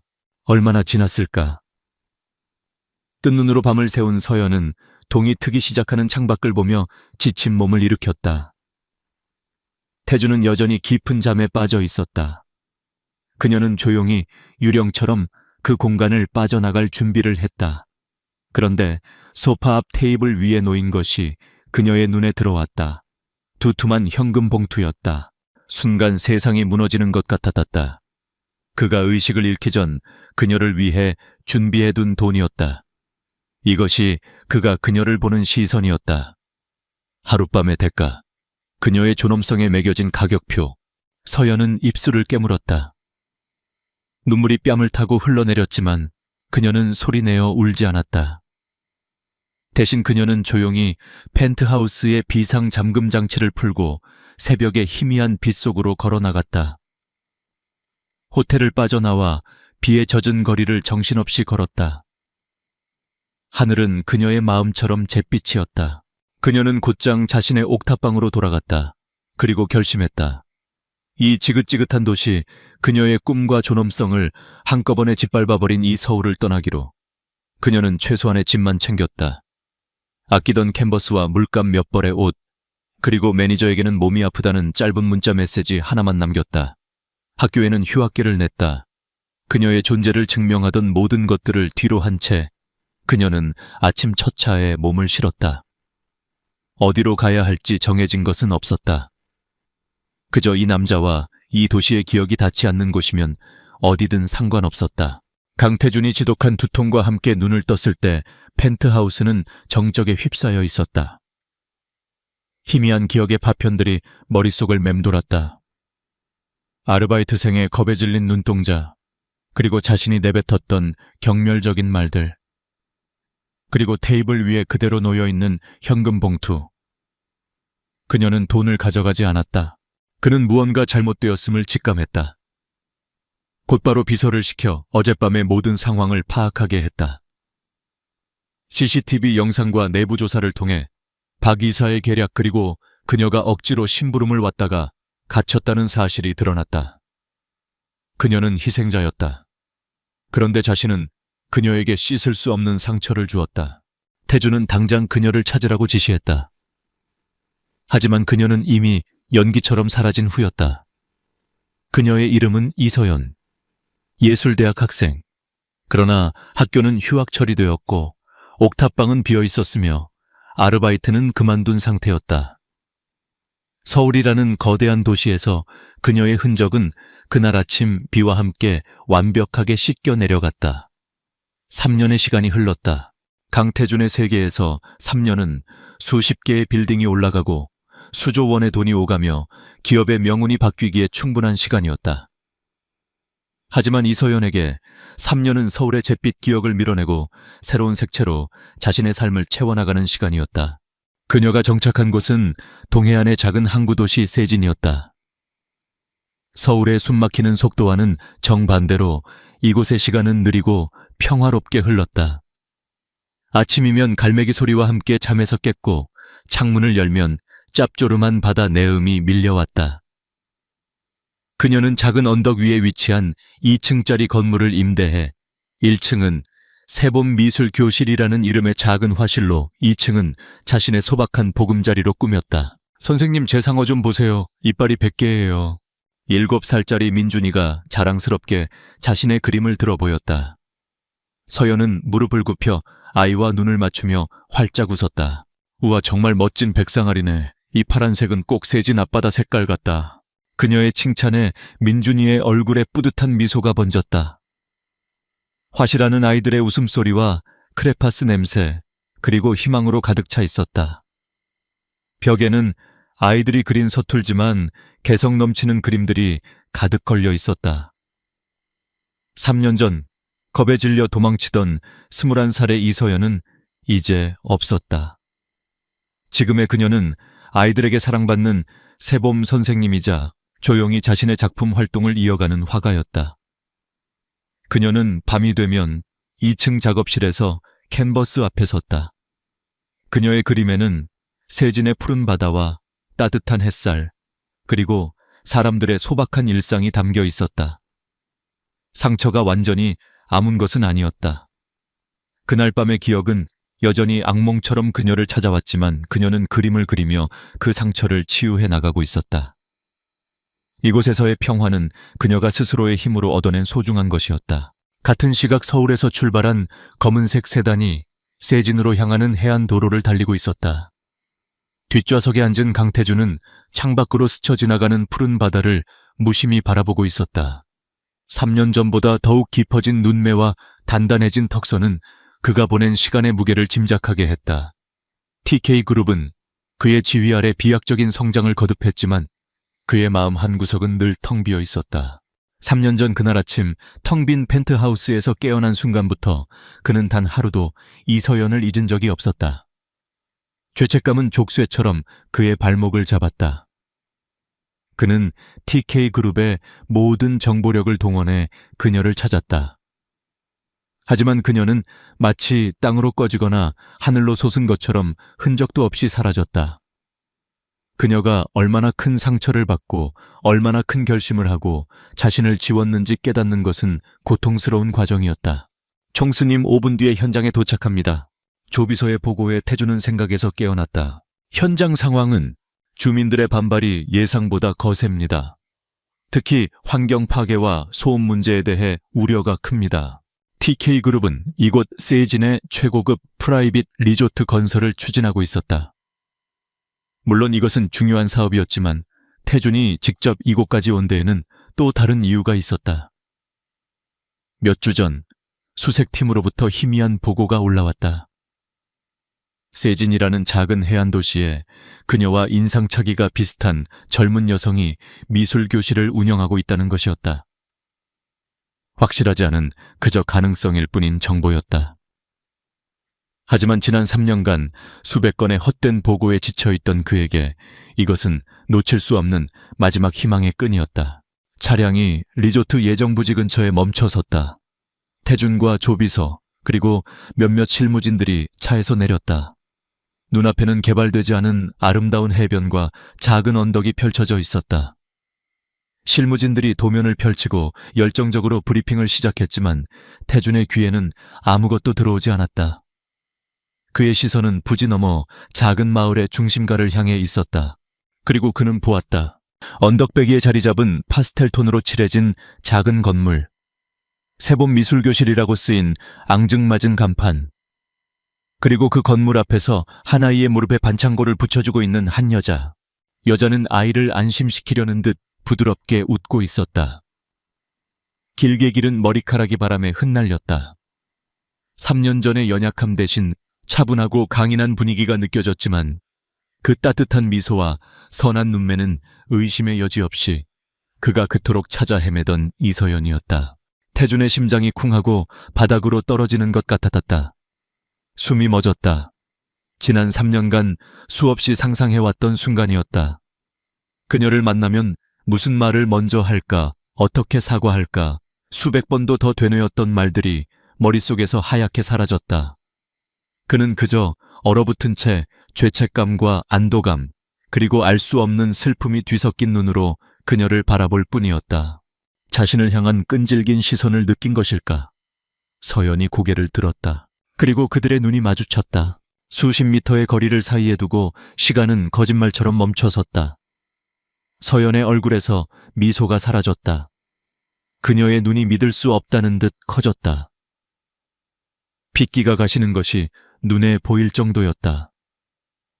평화롭던 그녀의 세계에 거대한 균열이 생기는 순간이었다. 3년간 필사적으로 묻어두었던 과거가 악몽의 주인공이 아무렇지 않게 그녀의 눈앞에 서 있었다. 그녀의 첫 번째 본능은 도망이었다.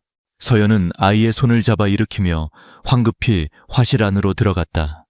그리고 문을 닫으려 했다. 그 순간 태준이 움직였다.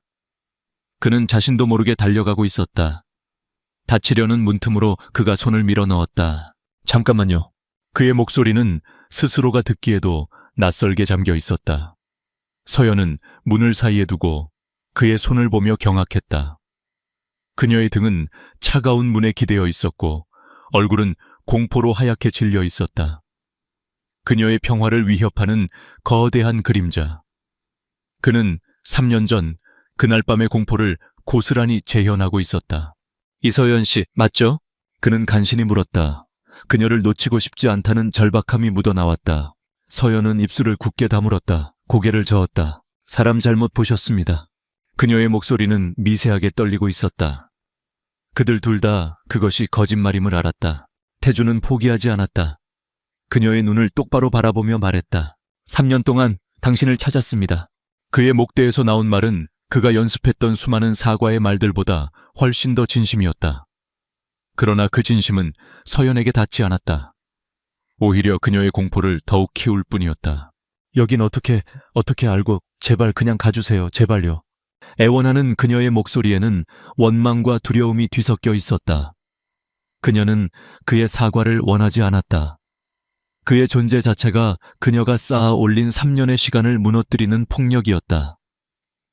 그의 등 뒤에 서 있는 비서와 직원들, 값비싼 검은색 세단. 그 모든 것이 그녀가 도망쳐온 세계 그 자체였다. 태주는 그녀의 눈에서 진정한 공포를 읽었다. 지금 이 순간 자신의 존재가 그녀에게 얼마나 큰 고통인지를 깨달았다. 그는 억지로 대화를 시도하는 것이 그녀를 더 깊은 절망으로 밀어넣는 일이라는 것을 알았다.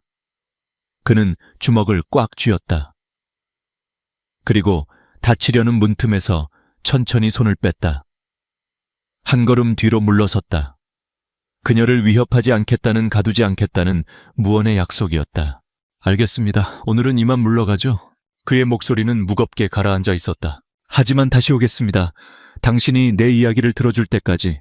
그 말을 남기고 태주는 돌아섰다. 당황한 조비서와 직원들이 그의 뒤를 따랐다.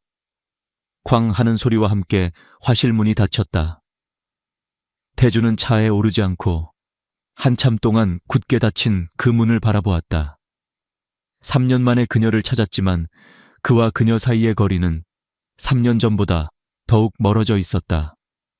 하지만 그의 눈에는 더 이상 좌절감이 아닌 조용하고 단단한 결심이 서리고 있었다. 화실한 서연은 문에 기댄 채 주저앉았다. 온몸이 사시나무처럼 떨렸다. 괜찮다, 괜찮다. 3년간 수없이 되뇌었던 주문이 산산조각 났다. 그녀가 애써 지키려 했던 평화로운 세상의 성벽이 그의 등장과 함께 속절없이 무너져 내리고 있었다. 그가 다시 돌아오겠다는 약속은 이서연에게 사형 선고나 다름없었다. 그날 이후 그녀가 3년간 쌓아 올린 평화로운 일상은 모래성처럼 위태롭게 흔들렸다. 창밖을 지나는 검은색 세단 한 대에도 심장이 덜컥 내려앉았고 낯선 구둣발 소리만 들려도 온몸의 신경이 곤두섰다. 아이들 앞에서는 억지로 미소를 지었지만 그림을 가르치는 손은 미세하게 떨리고 있었다. 하지만 강태주는 그녀의 예상과 다르게 행동했다. 그는 화실문을 두드리지도 그녀의 앞을 막아서지도 않았다. 대신 그는 세진의 조용한 거점을 마련했다. 리조트 건설 프로젝트를 총괄 지휘한다는 명목하에 그는 항구가 내려다 보이는 작은 2층 집을 단기 임대했다. 근처 대도시의 최고급 호텔을 제안하는 조 비서의 말을 그는 단칼에 잘랐다. 그의 목적은 단순히 머무는 것이 아니었다. 그는 이 작은 도시에, 그리고 그녀의 일상의 위협이 아닌 일부로 스며들고 싶었다. 그의 하루는 조용한 관찰로 시작되었다. 그는 새벽 어시장을 찾아가 갓 잡은 생선을 경매하는 거친 활기를 지켜보았고 동네의 작은 백반집에서 어부들과 함께 아침 식사를 했다. 꼬부랑 할머니가 운영하는 채소 가게에 들러서는 서툰 솜씨로 직접 장을 보기도 했다. TK그룹의 총수 강태준의 모습은 어디에도 없었다. 그저 한 명의 이방인 강태준이라는 남자가 그곳에 있을 뿐이었다. 이러한 그의 행동은 서연을 더욱 혼란스럽게 만들었다. 그녀는 화실 창문을 통해 혹은 시장에 장을 보러 갔다가 우연히 그를 보았다. 그녀가 기억하는 그는 오만하고 냉정하며 세상을 발알아해 둔 사람이어야 했다. 하지만 그녀의 눈에 비친 그는 혼자였고 조용했으며 때로는 어색해 보이기까지 했다. 그는 마을 어른들에게 깍듯이 허리를 숙였고 아이들에게는 멀찍이서 부드러운 시선을 보냈다. 그 이질감은 그녀의 마음속에 자리 잡은 그의 이미지를 조금씩 흔들었다. 하지만 그녀는 필사적으로 그를 외면했다. 그의 시선이 느껴지면 뒤돌아 다른 길로 갔고 그가 있을 법한 장소는 애초에 피했다. 그녀의 마음속 벽은 더욱더 높고 단단해졌다. 그가 보여주는 모습이 진실이든 아니든 그는 그녀의 삶을 망가뜨린 사람이었고 다시는 그와 엮이고 싶지 않았다. 태주는 그녀의 경계심을 충분히 이해했다. 서두르는 것은 모든 것을 망치는 지름길이었다. 그는 조비서를 통해 그녀가 세진에서 어떻게 살아왔는지, 무엇을 아끼고 소중히 여기는지 조용히 파악했다. 아이들을 가르치는 일, 그녀의 작은 화실, 그리고 이 마을 사람들과의 유대. 그것이 지금의 이서연을 지탱하는 전부였다. 어느 날 그는 조비서로부터 새봄 미술교실이 재정적으로 넉넉지 않아 아이들에게 제공하는 미술용품의 질이 그다지 좋지 않다는 보고를 받았다. 며칠 후 화실 앞으로 커다란 택배 상자들이 배달되었다. 상자 안에는 최고급 전문가용 캔버스와 아크릴 물감 다양한 종류의 붓들이 가득 들어 있었다. 발신인의 이름은 어디에도 적혀 있지 않았다. 서연은 순간 당황했다. 곧이어 불길한 예감이 온몸을 감쌌다. 직감적으로 그가 보낸 것임을 알 수 있었다. 분노가 치밀어 올랐다.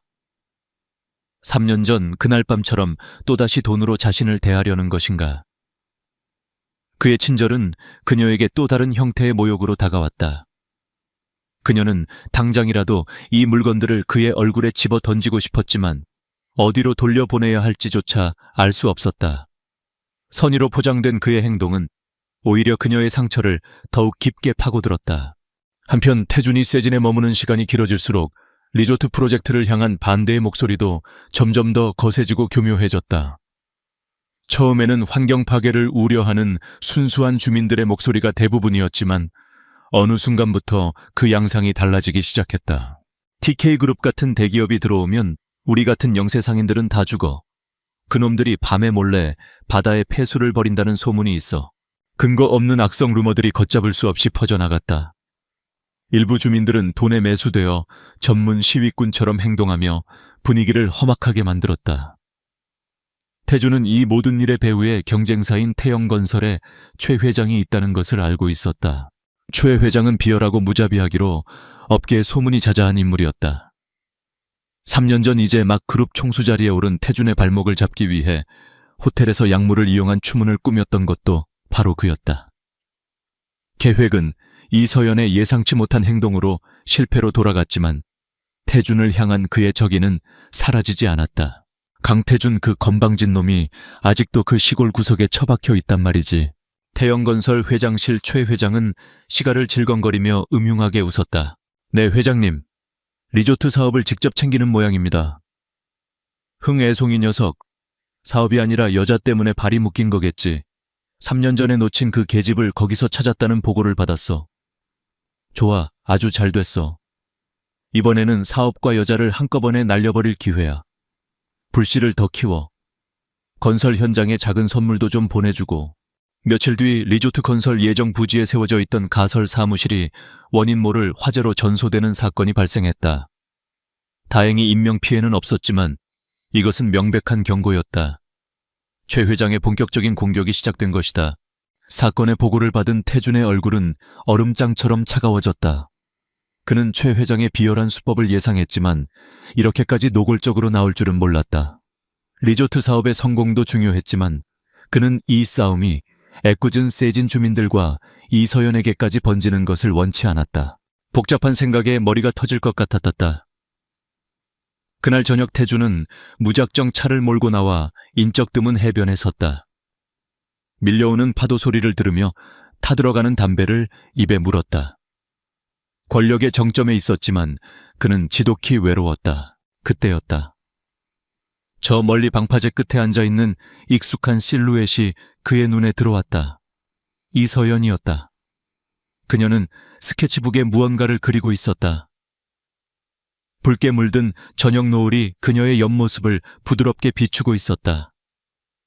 그림을 그리는 그녀의 모습은 경이로울 정도로 평화로워 보였다. 그녀는 자신만의 세계에 온전히 몰입해 있었다. 태주는 자신도 모르게 발걸음을 멈췄다. 그는 다가가지 않았다. 그저 멀찍이 서서 그녀의 평화를 깨뜨리지 않기 위해 숨을 죽였다. 그녀의 세계를 존중하고 싶었다. 그녀가 3년간 지켜온 그 소중한 평온함을. 한참 동안 그는 그렇게 서서 그녀를 바라보았다. 그 순간만큼은 그는 TK그룹의 총수도 그녀에게 상처를 준 가해자도 아니었다. 그저 한 여자의 모습에 마음을 빼앗긴 남자일 뿐이었다. 스케치를 마친 서연이 자리에서 일어났다. 짐을 챙기던 그녀는 마침내 그의 존재를 알아차렸다. 그녀의 몸이 순간 굳었다. 하지만 태주는 움직이지 않았다. 그녀를 쫓아가거나 말을 걸려 하지 않았다. 그는 그저 담담한 눈으로 그녀를 바라볼 뿐이었다. 그의 눈에는 3년 전의 오만함도 며칠 전의 절박함도 없었다.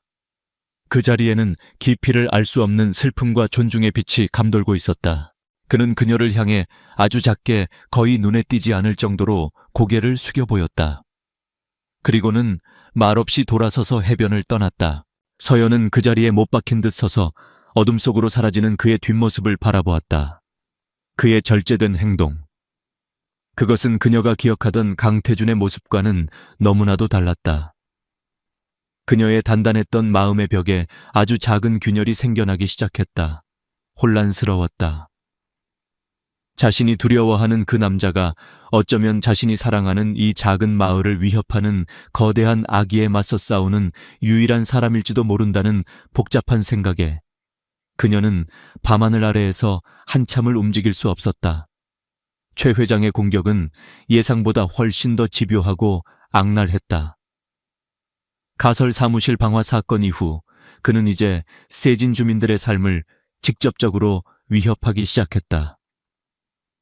태영건설 측에서 고용한 용역 깡패들이 마을에 상주하며 공포 분위기를 조성했다. 그들은 밤마다 술에 취해 고성을 지르며 돌아다녔고 리조트 건설에 찬성하는 주민들의 가게에 찾아가 행패를 부렸다. 이봐 할멈 장사 접고 싶어 TK그룹한테 얼마 받아먹었어. 용역들은 서연의 화실 바로 아래층에 있는 작은 식당에 쳐들어가 기물을 부수고 주인 할머니를 위협했다. 비명 소리를 듣고 뛰쳐나온 서연은 산산조각난 유리파편과 겁에 질려 떨고 있는 할머니의 모습을 보고 온몸의 피가 차갑게 식는 것을 느꼈다. 그만두세요. 경찰에 신고하기 전에 당장 나가요. 서연이 용기를 내어 소리쳤지만 그들은 비웃으며 그녀에게 다가왔다. 예쁜 선생님도 계셨네. 당신도 강태준이랑 한패야. 험악한 인상의 남자가 그녀의 팔을 거칠게 붙잡으려던 순간이었다. 그 손 놔. 얼음장처럼 차가운 목소리가 그들의 뒤에서 들려왔다. 강태준이었다. 그는 언제 나타났는지 모르게 그들 뒤에 서 있었다. 그의 눈은 분노로 이글거리고 있었다. 조비서와 몇 명의 경호원들이 그의 뒤를 따랐다. 뭐야 넌? 용역이 욕설을 내뱉으며 그에게 주먹을 날리려 하자 경호원들이 순식간에 그를 제압했다. 순식간에 벌어진 일에 나머지 용역들은 겁을 먹고 슬금슬금 뒷걸음질 쳤다. 태주는 제압당한 용역에게 다가가 멱살을 잡고 싸늘하게 말했다. 초회 회장에게 전해. 다시 한번 이 마을 사람들을 건드리면 그땐 법이 아니라 내가 직접 당신들을 상대할 거라고. 그의 목소리에는 살기마저 느껴졌다. 용역들은 혼비백산하여 도망쳤다. 태주는 그제야 서연에게 시선을 돌렸다. 그녀는 여전히 충격에서 벗어나지 못한 채 하얗게 질려 있었다. 그는 그녀에게 다가가려다 그녀의 눈에 서린 공포가 자신을 향한 것인지 아니면 방금 전의 상황 때문인지 분간할 수 없어 걸음을 멈췄다. 대신 그는 쓰러져 있는 식당 주인 할머니에게 다가가 그녀를 부축했다. 괜찮으십니까? 병원으로 모시겠습니다. 그의 목소리는 언제 그랬냐는 듯 부드러웠다.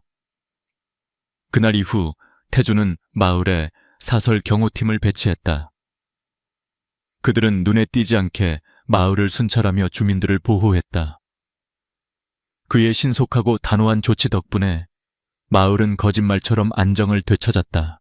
서연은 이 모든 것을 지켜보며 극심한 혼란에 빠졌다. 그녀가 증오하고 두려워했던 남자가 아이러니하게도 그녀와 그녀가 사랑하는 사람들을 지켜주고 있었다. 그의 존재는 더 이상 그녀의 평화를 위협하는 그림자가 아니었다. 오히려 그가 없었다면 이 작은 마을은 속수무책으로 폭력에 휩쓸렸을 것이다. 며칠 뒤 최악의 사태가 벌어졌다. 최 회장의 마수는 마침내 서연의 가장 소중한 공간 세봄 미술교실에까지 뻗쳤다. 그가 사주한 지역 언론에서 악의적인 기사를 터뜨린 것이다. 단독 세진 리조트 갈등의 중심 미술학원 여교사와 TK그룹 총수의 부적절한 관계 의혹. 기사는 3년 전 사건을 교묘하게 왜곡하여 서연이 돈을 목적으로 태준에게 의도적으로 접근했으며 이번 리조트 건설 역시 그녀가 막대한 이권을 챙기기 위한 것이라는 식으로 매도했다. 기사에는 그녀의 실명과 화실 사진까지 그대로 실렸다. 기사가 나간 후 세상은 차가웠다. 학부모들의 항의 전화가 빗발쳤고 아이들을 더 이상 화실에 보낼 수 없다는 통보가 이어졌다. 어떻게 그런 부도덕한 사람에게 우리 아이를 맡기냐는 비난이 그녀의 가슴에 비수처럼 박혔다. 화실 문 앞에는 누군가 던진 계란 자국이 선명했다. 그녀가 3년간 애써 가꾼 소중한 공간은 순식간에 추문의 현장으로 변해버렸다. 서연은 무너져 내렸다. 그녀는 화실 문을 닫아 걸고 며칠 동안 밖으로 나오지 않았다. 3년 전 서울에서 도망쳤을 때와 같은 절망감이 그녀를 덮쳤다. 또다시 도망쳐야 하는 걸까? 하지만 이번에는 달랐다. 그녀에게는 지켜야 할 것이 있었다. 아이들의 웃음소리, 식당 할머니의 따뜻한 밥, 세진의 푸른 바다. 이곳은 더 이상 도피처가 아닌 그녀의 삶의 터전이었다. 그녀가 절망의 늪에서 허우적거리고 있을 때 화실 문을 두드리는 소리가 들렸다. 태준이었다. 이서연 씨, 나 좀 들여보내줘요, 제발. 그의 목소리는 간절했다.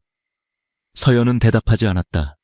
하지만 그는 포기하지 않고 문 밖에서 계속해서 말을 이어갔다. 미안합니다. 정말 미안합니다. 나 때문에 당신을 지켜주지 못해서 미안합니다.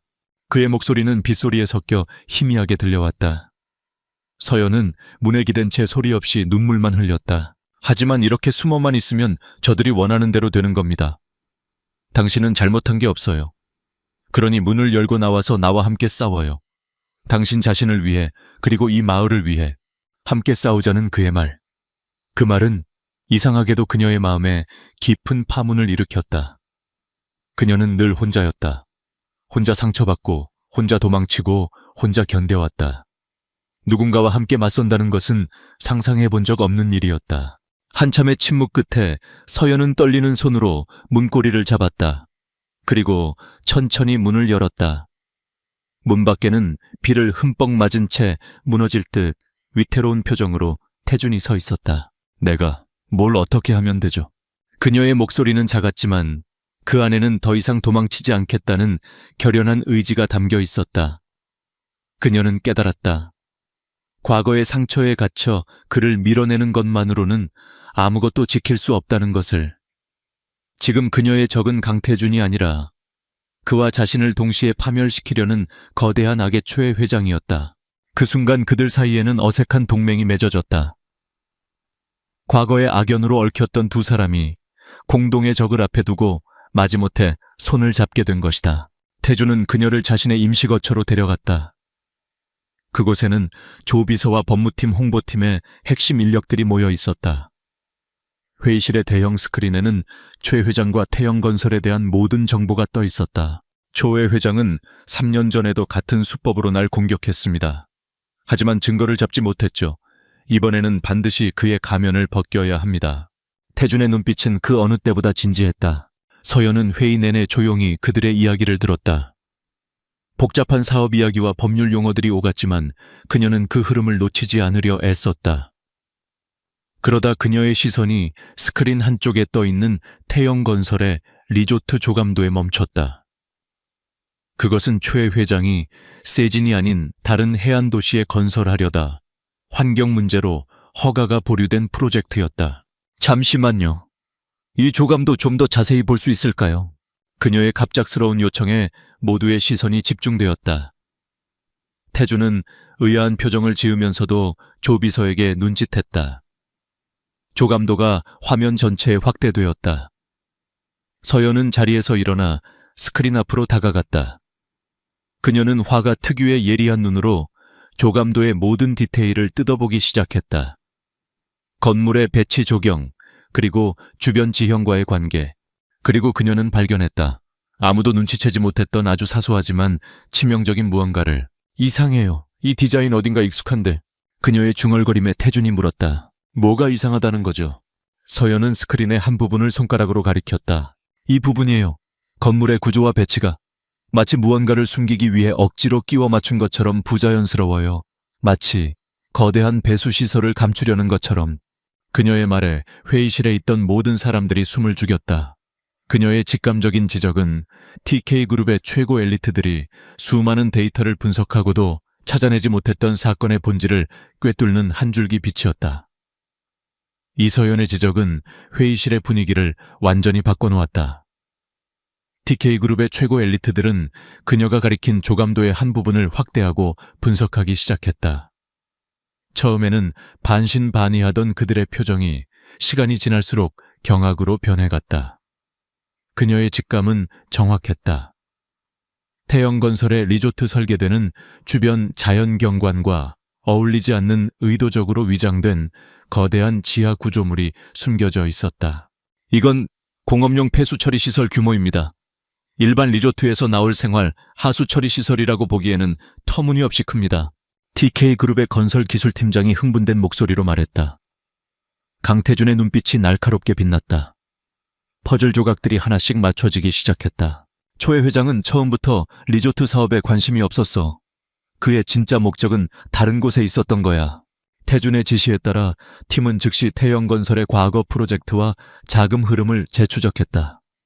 서연이 제시한 위장된 배수시설이라는 새로운 단서를 가지고 파고들자 그동안 보이지 않았던 추악한 진실이 서서히 모습을 드러냈다. 최 회장은 몇 년 전부터 중국의 한 화학 공장과 비밀리에 계약을 맺고 그들의 막대한 양의 산업 폐기물을 불법적으로 처리해주고 있었다.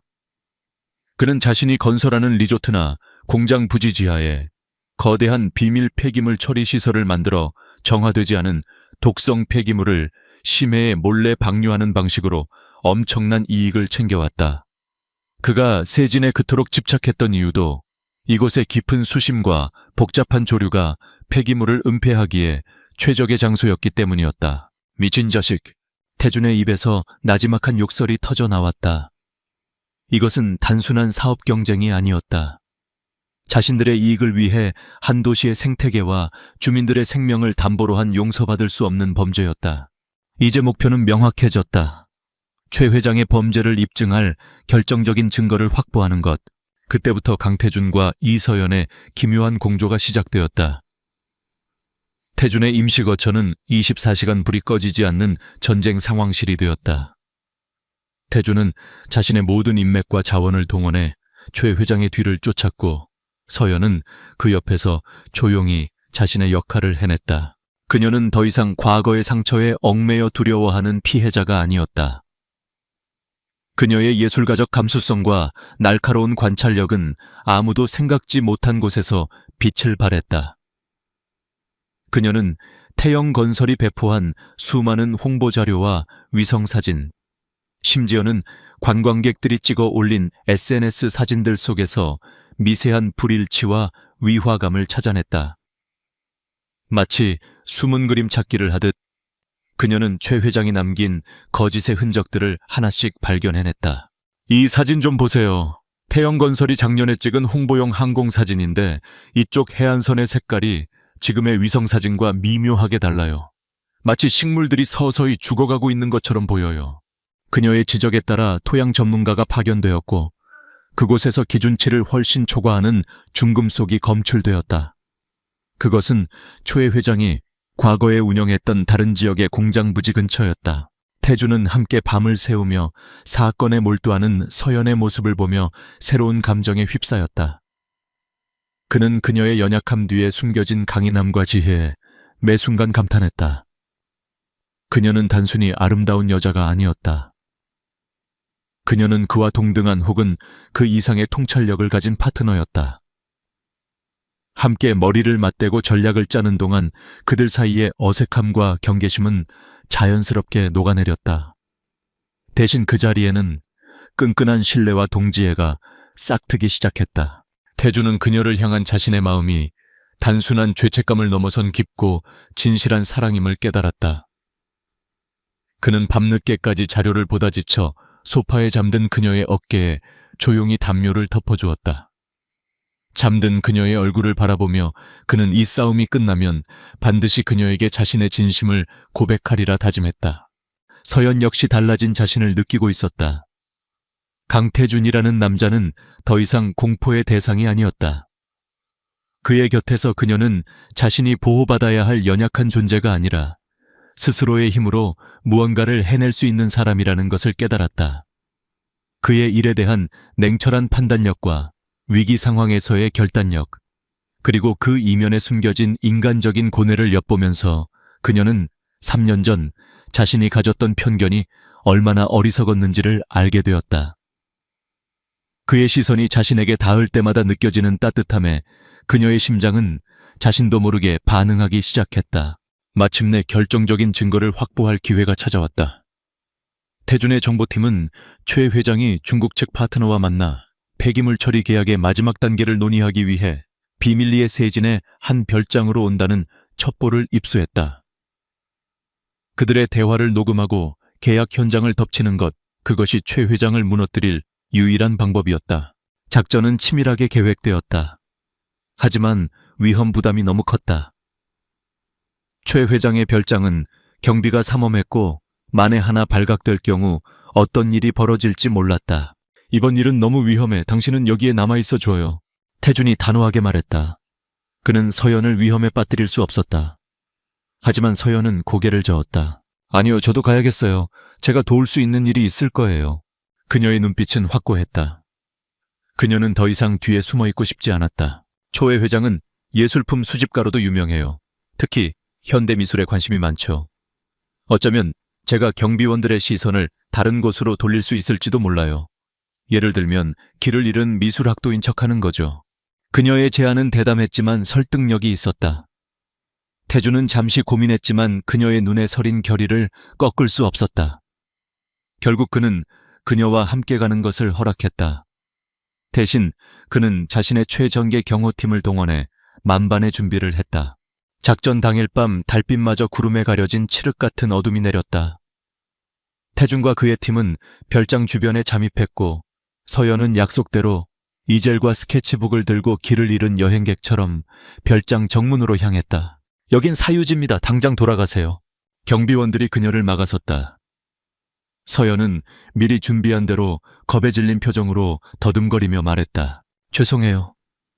제가 야경을 그리러 왔다가 길을 잃어서 혹시 전화 한 통만 쓸 수 있을까요? 휴대폰 배터리가 나갔어요. 그녀의 순진한 외모와 간절한 표정에 경비원들의 경계심이 조금 누그러졌다. 그들이 그녀를 상대하며 잠시 한눈을 파는 사이 태준과 그의 팀은 소리 없이 담을 넘어 별장 안으로 잠입하는데 성공했다. 이제 남은 것은 최 회장과 중국 측 파트너의 대화를 녹음하는 것뿐이었다. 태준은 소형 녹음기를 든 채 그들이 회의를 하고 있는 서재의 창문 아래로 조심스럽게 접근했다. 그의 심장이 세차게 뛰었다. 이서연의 그리고 세진의 운명이 그의 손에 달려 있었다. 별장 서재의 창문 아래 강태준은 숨을 죽였다. 소형 녹음기의 빨간 불빛이 그의 절박한 심장박동처럼 깜빡였다. 창문 너머로 최 회장의 기름진 목소리가 흘러나왔다. 헤어허, 왕 사장 걱정 마시오. 세진 앞바다는 수심이 깊고 조류가 복잡해서 흔적도 없이 사라질 거요. 이건 그 누구도 상상 못할 완벽한 사업이란 말이지. 그래도 TK그룹의 강태준이란 놈이 호시탐탐 노리고 있다던데 괜찮겠소. 그 애송이하, 지금쯤 여자 문제에 발목이 잡혀 정신이 없을걸. 3년 전에도 그랬던 것처럼 말이야. 이번에도 그 여자를 이용해 언론에 터뜨리면 그놈은 끝장이야. 그러니 계약서에 서명이나 하시지. 최 회장의 비열한 웃음소리가 밤 공기를 갈랐다. 태준은 주먹을 꽉 쥐었다.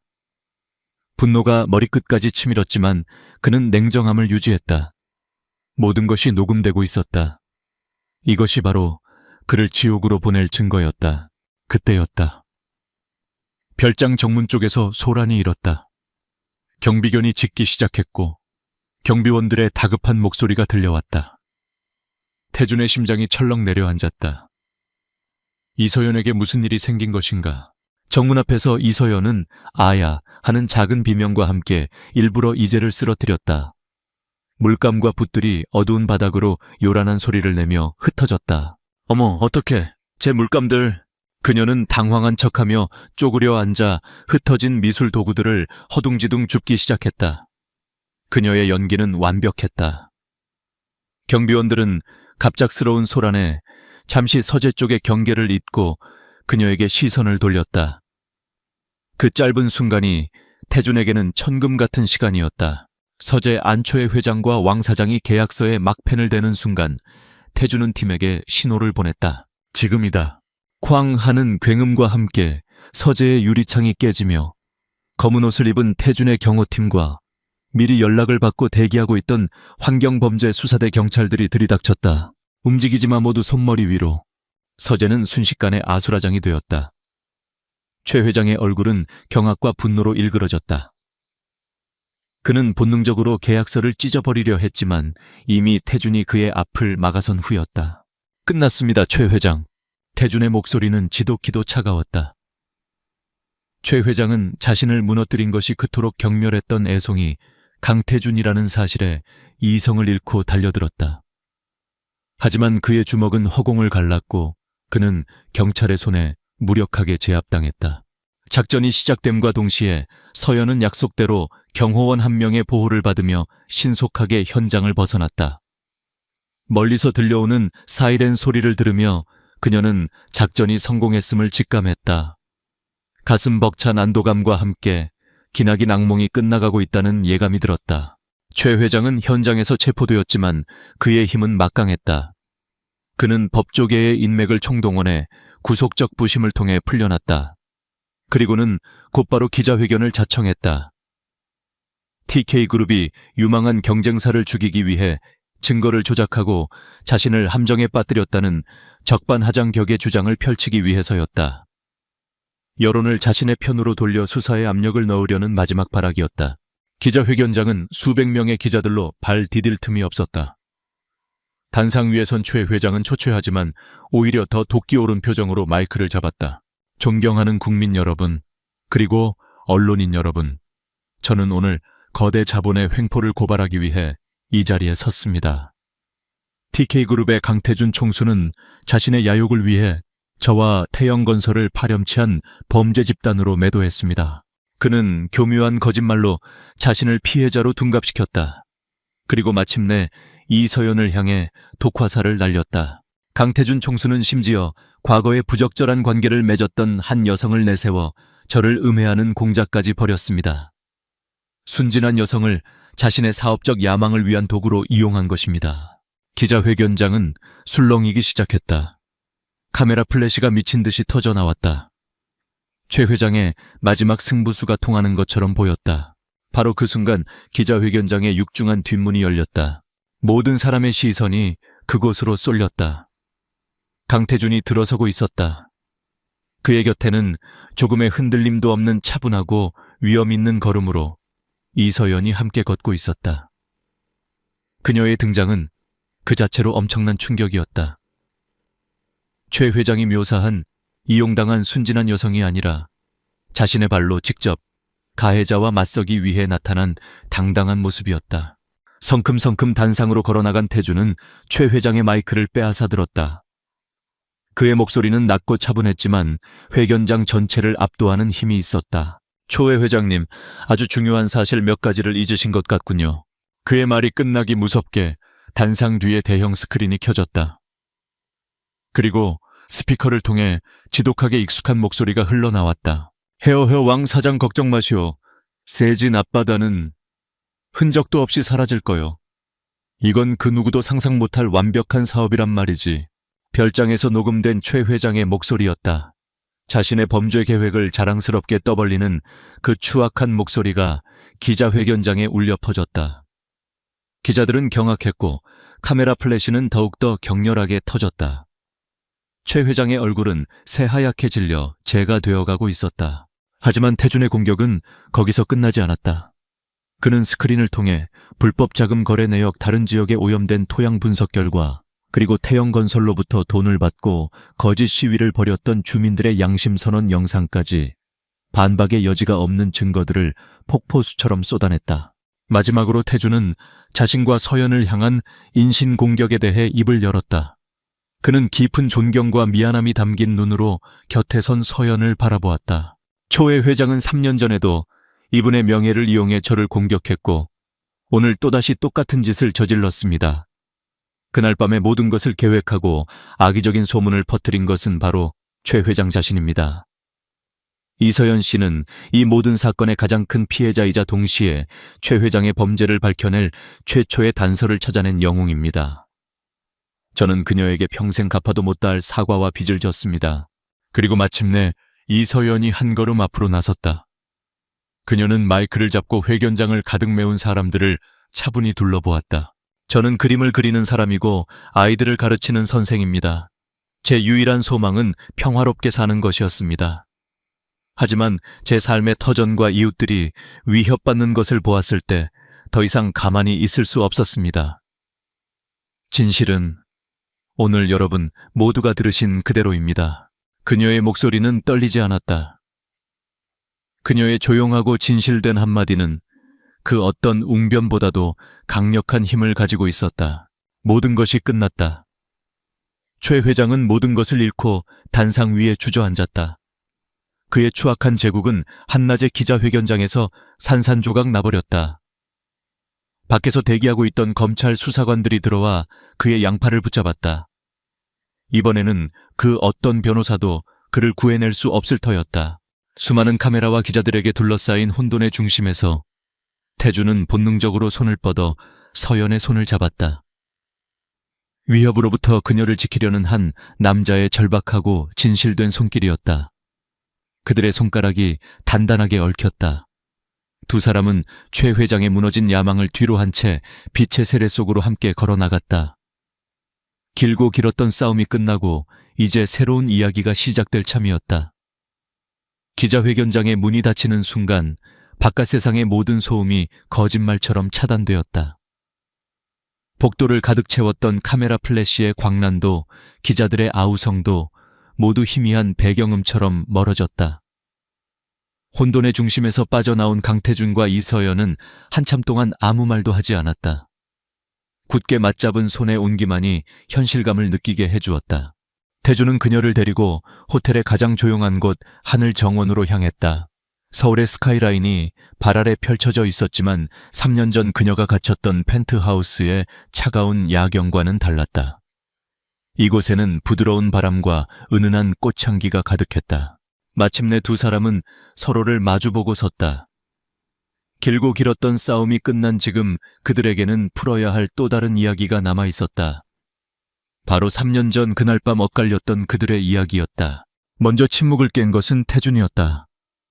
그는 여전히 그녀의 손을 놓지 않은 채 세상에서 가장 미안한 표정으로 입을 열었다. 미안합니다. 그는 지난 몇 주간 수없이 했던 그 말을 또다시 반복했다.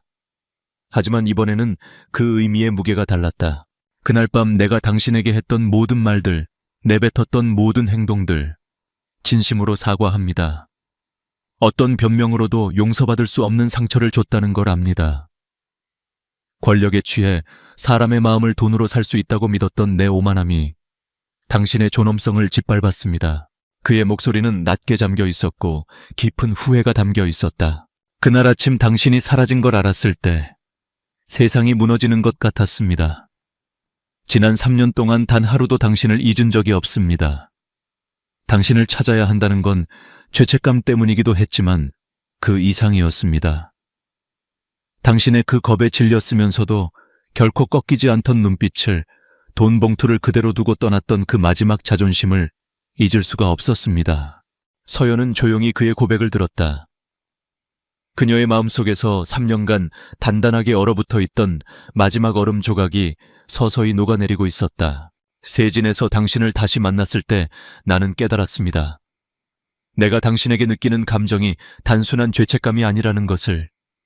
당신이 아이들을 가르치는 모습을 보았을 때, 당신이 지켜온 그 평화로운 세상을 보았을 때, 그리고 나와 함께 싸우기로 결심했을 때 나는 당신을 사랑하게 되었습니다.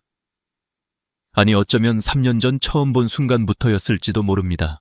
그의 고백은 담백했지만 그 어떤 화려한 미사여구보다도 진실하게 그녀의 마음에 와닿았다. 그는 그녀의 손을 더 꽉 잡으며 간절하게 물었다. 이서연 씨, 내게 당신의 상처를 보듬고 당신의 곁에서 당신의 삶을 함께 지켜나갈 기회를 주시겠습니까? 서연은 그를 올려다보았다. 그의 눈에는 한 남자의 절박하고 순수한 사랑이 가득 담겨 있었다. 그녀는 지난 몇 주간 그가 보여준 모습을 떠올렸다. 주민들을 지키기 위해 망설임 없이 나섰던 모습, 그녀의 재능을 존중하고 믿어주었던 모습, 그리고 위험한 순간에 그녀를 보호하기 위해 자신의 모든 것을 걸었던 모습. 그녀가 보았던 것은 더 이상 3년 전의 오만한 총수가 아니었다. 고독하고 상처받았지만 누구보다 강하고 따뜻한 마음을 가진 남자 강태준이었다. 그녀는 마침내 옅은 미소를 지었다. 눈가에는 작은 이슬이 맺혔다. 당신은 이미 그렇게 하고 있었어요. 그녀의 대답에 태준의 눈이 커졌다. 당신은 이미 내 상처를 보듬어 주었고 내 삶을 지켜주었어요. 당신이 아니었다면 전 또다시 도망쳤을 거예요. 강태준 씨, 당신 덕분에 저는 더 이상 도망치지 않는 법을 배웠습니다. 그녀는 맞잡은 그의 손에 부드럽게 힘을 주었다. 과거는 아팠지만 그 과거가 없었다면 오늘 우리는 여기에 없었겠죠. 그러니 이제 그만 미안해해도 괜찮아요. 그 순간 태준은 세상을 다 가진 것 같은 기분이었다. 그는 조심스럽게 그녀를 자신의 품으로 끌어당겼다. 서연은 더 이상 피하지 않고 그의 품에 기댔다. 그의 심장박동이 그녀의 뺨으로 전해져 왔다. 3년이라는 긴 시간을 돌고 돌아 두 사람은 마침내 서로의 진심을 확인하고 하나의 세상에서 마주하게 된 것이다. 몇 달 후 세진은 새로운 활기를 띠기 시작했다.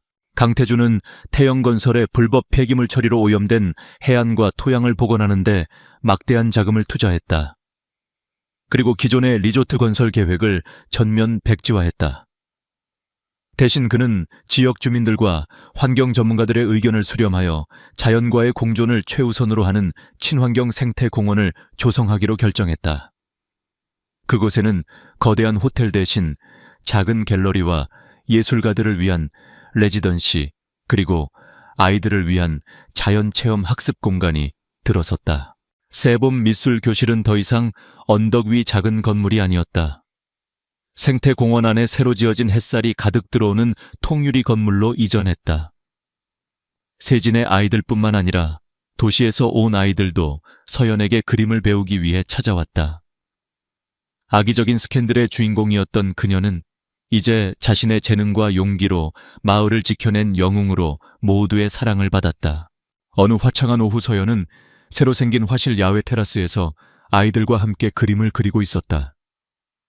그때 익숙한 그림자가 그녀에게 다가왔다. 말끔한 슈트 대신 편안한 면바지와 셔츠 차림의 강태준이었다. 그는 더 이상 서울의 냉정한 총수가 아니었다.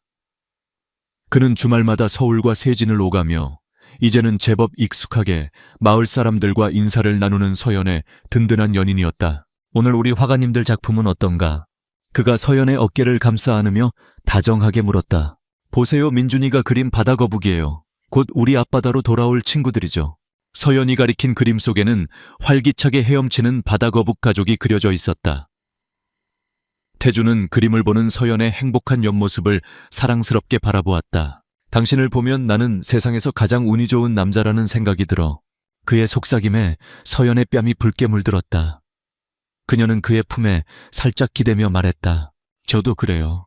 두 사람은 함께 아이들의 웃음소리와 푸른 바다, 그리고 희망으로 가득 찬 풍경을 바라보았다. 3년 전 폭풍우 치던 그날 밤의 악연은 이제 서로에게 없어서는 안 될 운명이 되었다. 상처와 오해로 시작되었지만 진실한 사랑과 믿음으로 완성된 그들의 이야기는 이제 막 새로운 장을 넘기고 있었다. 그것은 세진의 바다처럼 깊고 따스한 햇살처럼 눈부신 해피엔딩이었다. 독자 여러분께 가난한 소녀가 재벌 총수와 하룻밤을 보낸 후 도망쳤고 3년 후 그가 그녀를 찾아내어 이제는 그녀를 지극히 부드럽게 사랑한다는 긴 여정을 함께해 주셔서 진심으로 감사합니다.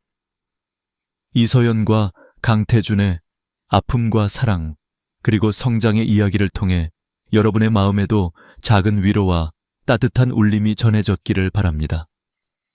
두 사람이 숱한 오해와 역경을 딛고 마침내 서로의 진정한 사랑을 확인하고 함께 미래를 열어가는 것처럼 여러분의 삶에도 언제나 희망의 빛이 함께하기를 기원합니다. 그동안 두 주인공을 아끼고 사랑해주신 모든 분들께 다시 한번 깊은 감사의 말씀을 전합니다. 지금까지 함께해 주셔서 감사합니다. 독자 여러분, 긴 여정을 함께해 주셔서 진심으로 감사합니다. 여러분의 삶에 늘 행복이 가득하시기를 바랍니다.